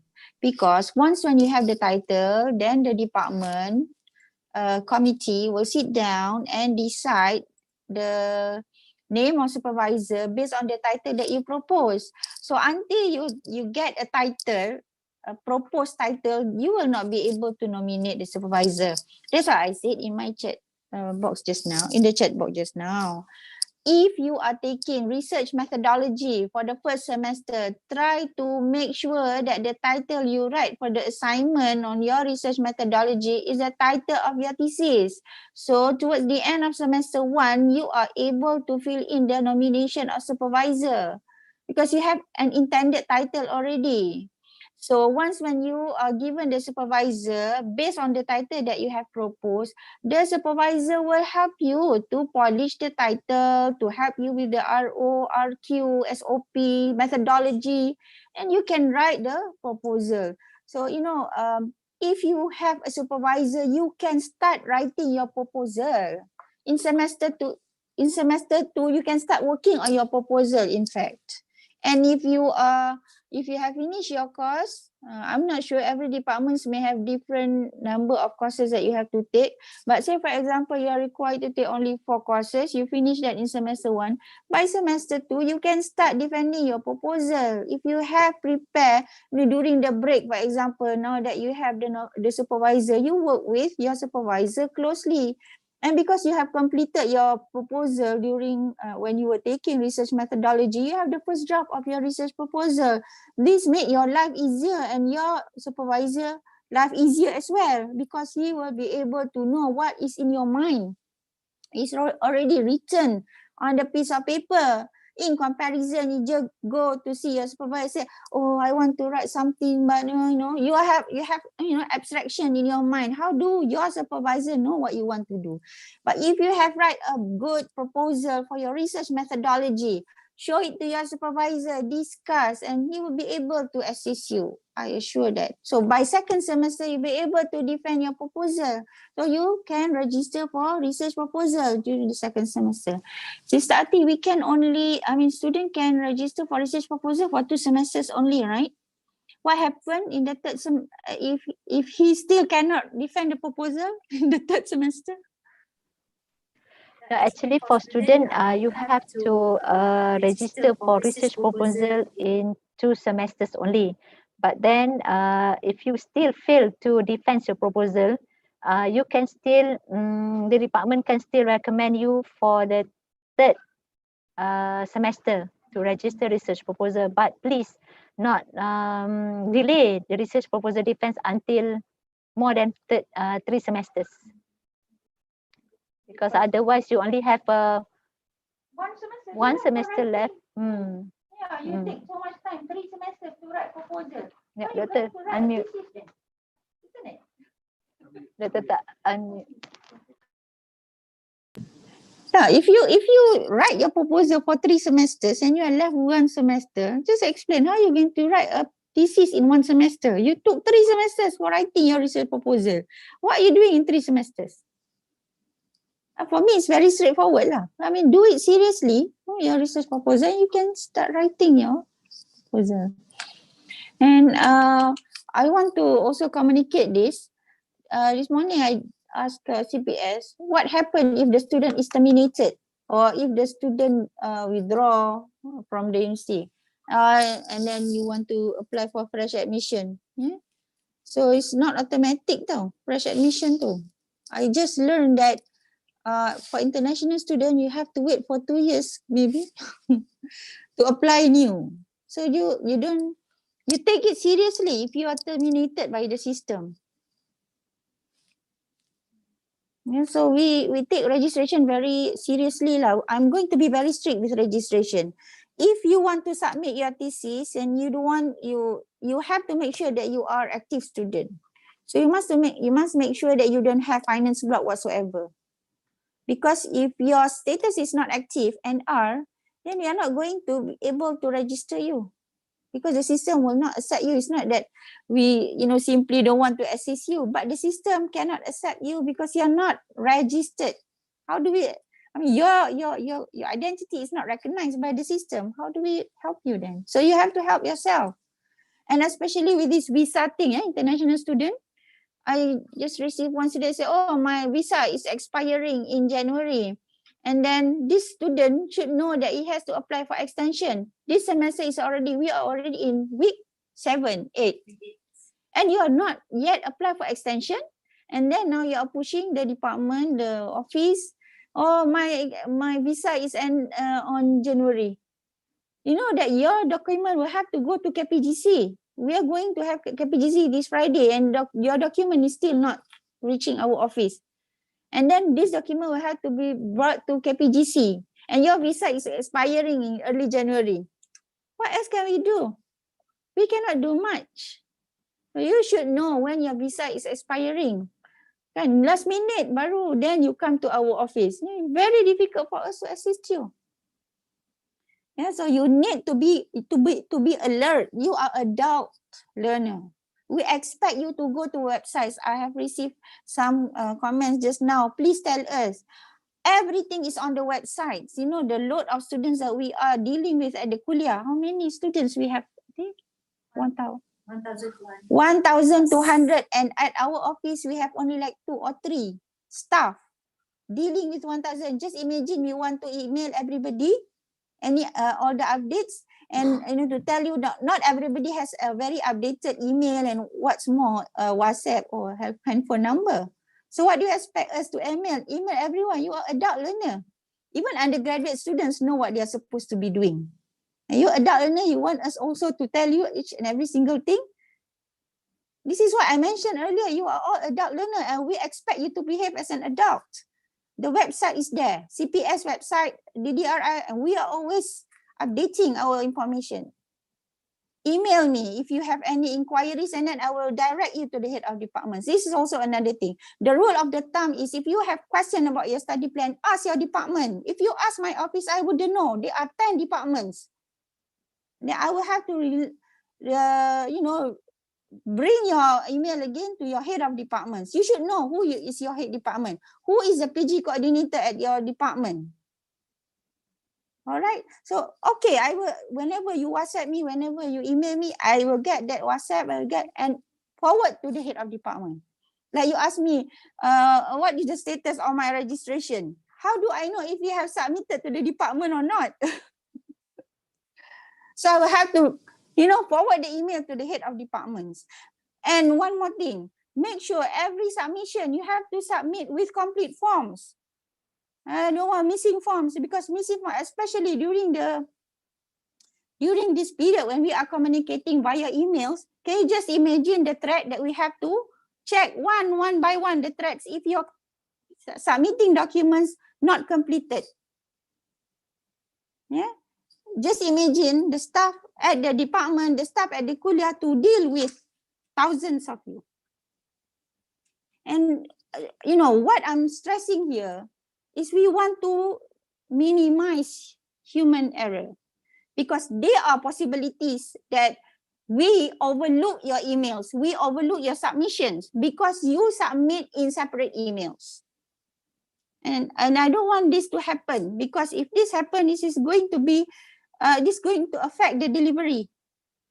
So make sure you submit to the department, complete submission to the department, and when check with the department. And one more issue, you asking, oh, my status is non-registered. You just submit last week, and we bring this KPGC like this Friday, and then next year you asking me, what is the status of my registration? We have to bring your application, extension or study leave to the UCPS. UCPS will be end of the month. After the UCPS meeting, then only the staff at CPS will update extension ke approved study leave. Then only we will be notified by CPS. So that will not be instant. So you see the processes. It's not simple, straightforward. Yeah. So if you confirm you have submitted all the documents, check with your departments. Because once when your department submitted to us complete documents, your status is not finance block, we will do it accordingly. But if you are finance block, we are very sorry. Yeah. All right, so don't get yourself terminated. If you get yourself terminated, I am telling you, I will not drain the energy of my staff, drain the energy of the dean to defend your case at the Dean's Council. I am serious about this. If you are terminated because of your negligence, not registered, if you have finance block, we cannot help you. Yeah. So only with valid cases. For example, you are sick, you are bedridden, or family members died, you very serious cases, then we will bring this matter to the dean for the dean to defend at the Dean's Council. It's very unfair for the dean to defend your case if you are negligent.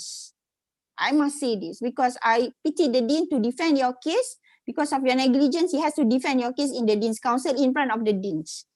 This is victimizing the deans of the kuliah, and he has many worthwhile agenda to be brought at the deans instead of defending your case if you do not have valid ground. So I'll be very strict about this. Yeah. All right. Any more with regard to the processes? I just want to answer the question from Sa'di Muhammad. I want to take some courses from Quran and Sunnah Studies to FIC department like audit course. Is it possible in that semester? Yes, it is possible for you to audit the courses in that semester. But you cannot register the course by yourself. You have to fill up the registration form and listed the courses that you want to register and take the audit course. So once we receive that form from the department, we will register it for you. Okay, for Fatima, PhD student IRK Quran and Sunnah.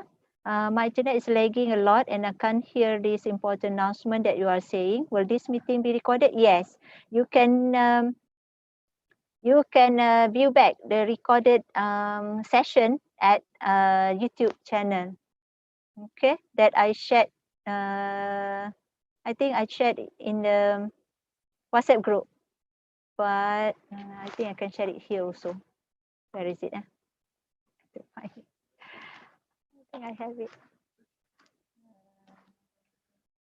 Okay.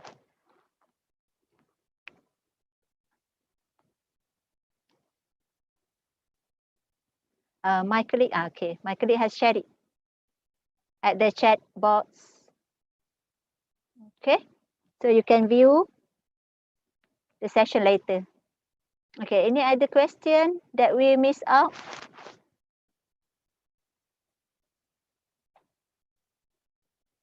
Okay, publication. I want to talk about publication. Can you hear me? Okay, publication for PhD. That is requirement for examination too. Yeah. So if you want to, if you are submitting your thesis, make sure at least you have the proof of publication, like you have submitted, and then there is a proof saying that your paper has been accepted. That will be the list. Yeah. It's not publication required. It's not the graduation requirement, tau, actually, because some of you said, oh, we can. No, I cannot unmute. Maybe I can unmute. Okay, sorry. Now publication requirements. Check the website, SBS website for the publication requirement for PhD. Masters no need publication, yeah. But for PhD you need publication. And that is public requirement for examination. When you submit the thesis for examination, we need to see if you have your article have been published or proof, like for example, they have accepted your paper. So they say, okay, your paper is accepted and it is in the pipeline to be published. That is enough, yeah, evidence. Not graduation requirement. Please don't wait until after Viva, because that will be delaying your graduation. This is what I warn you, because there are cases like this, especially for other kuliah. They say it is graduation requirement. So even until Viva you have not published, then you have to wait for the publication. Only then you graduate. This is disaster lah. So better you get the publication before the examination, or at least you have evidence lah showing that you have the journal has accepted your paper. Yeah, even though it's not published yet officially, but they already accepted your paper for publication, then you are safe. So in the meantime, while waiting for Viva, you can work on the other article. Yeah. And after the Viva, you are given 6 months. Don't delay lah. Nanti macam mana if they delay after 6 months? And then masters also. Some of you take ages to finish after the examination or after the Viva. Actually, that has implication, you see.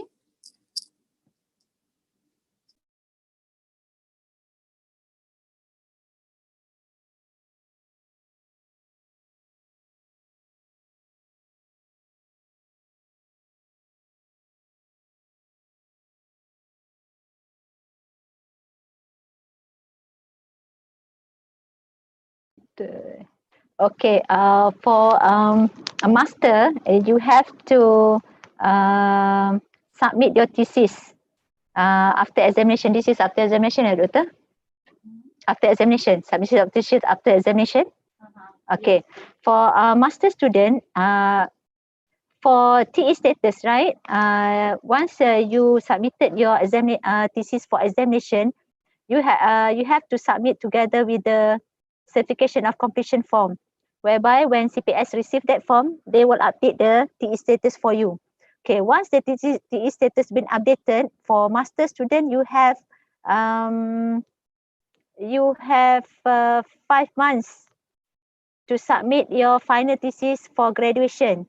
And then in the policy stated that you will be given extension for 2 months after the TE status period end. So means that you have 5 months for TE status plus another 2 extension period in order for you to submit your thesis for graduation.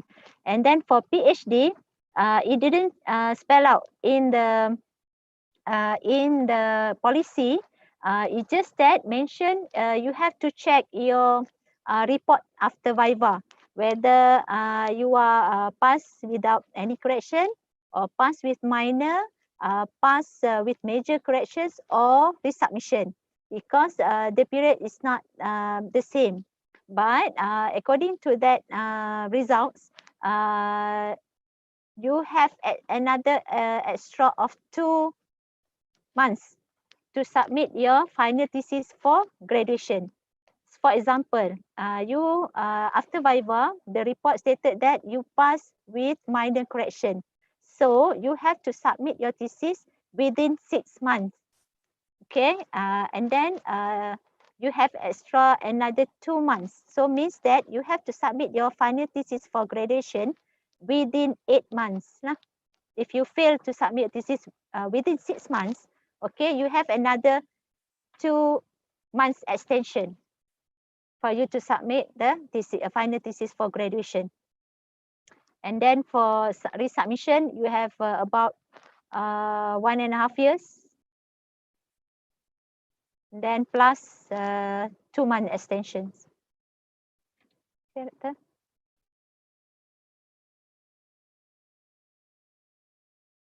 Okay, other question? Do we still have questions? Otherwise, we can end this session. Have any update about enter in Malaysia in next January? Sa'di Muhammad. We are not sure about that. But for your information, the CMCO is until 6th December. Okay. If let's say we can continue our normal life after 6th December, so means that you can enter Malaysia in January. Okay, I also share with all of you the study plan for masters and also for PhD. Actually, these study plans included in our kuliah website, in our office website. You can browse through the websites. You can have all the information there. Sa'di again. I think I have answered your question, Sa'di Muhammad. You can audit the course in next semester. You just need to fill up the registration form and get the recommendation from the department. And we will register the course next semester accordingly.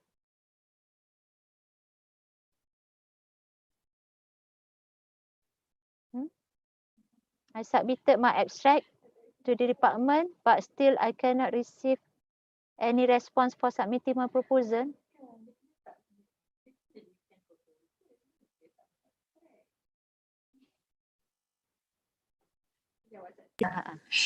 Pada Sa'di, there's no such thing as approval of abstract. You have to defend your proposal. Do you have a supervisor or not? If you have a supervisor, then you work with your supervisor. Your supervisor will ask you to bring the proposal to the department postgraduate committee. You will have to defend at the department. And then if the department agree, then only you can start writing the thesis. But if you are about to, if you don't have a supervisor, that's why you have to fill in nomination form. هل عندك supervisor أم لا? This is my question. موجود supervisor؟ لو غير موجود المهم الآن استمرار nomination of supervisor. Applied for nomination. Have you filled in? Submitted? Check with your head of department then. Ayil Qasim? Usul Fiqh? Check with Dr. Mizairi. That's why I said closely work with your head of departments, because whatever your issue is, head departments will know. I will not know, because I mean this is department's thing. How do I know what happened at the departments? I will have to get back to the head of department. So if you want to check with your departments, check with your the secretary of the department should know. Okay. Any more questions? I would like to answer the question from Mashita. The study plan thesis costs 100 hours for full research, means every semester need to register thesis in the prereq or just use the iMonitor. Okay. If you have registered thesis in this semester, according to the important dates, still I required you to check the important dates in week 11. Student who registered thesis or dissertation in the semester, you have to access the iMonitor to submit your progress report for this semester. Okay, you cannot register. You cannot register during the prereq, because thesis and dissertation can only be registered by our office. But we will check the iMonitor when you have submitted the progress report, and then the supervisor has assessed your performance, and then the head of department has recommended, and Deputy Dean Responsible Research and Innovation has approved, then we will register the thesis in next semester. Sister Mashita, have you registered dissertation or thesis in this semester? If you are doing research proposal, you still cannot access the iMonitor.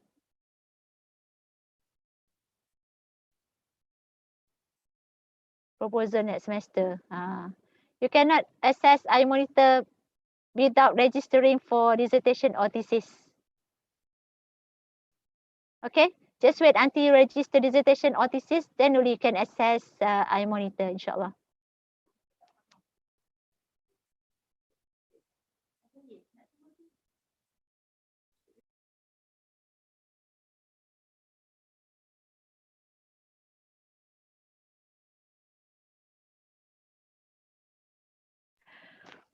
Okay, I think if there's no other question, we just end our session today. And I would like to thank all of you who have joined the session.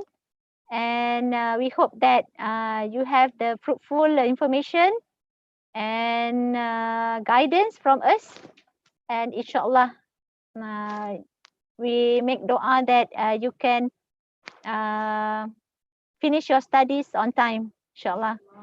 So we just end up our session with Surah Al-As and Tasbih Kibara.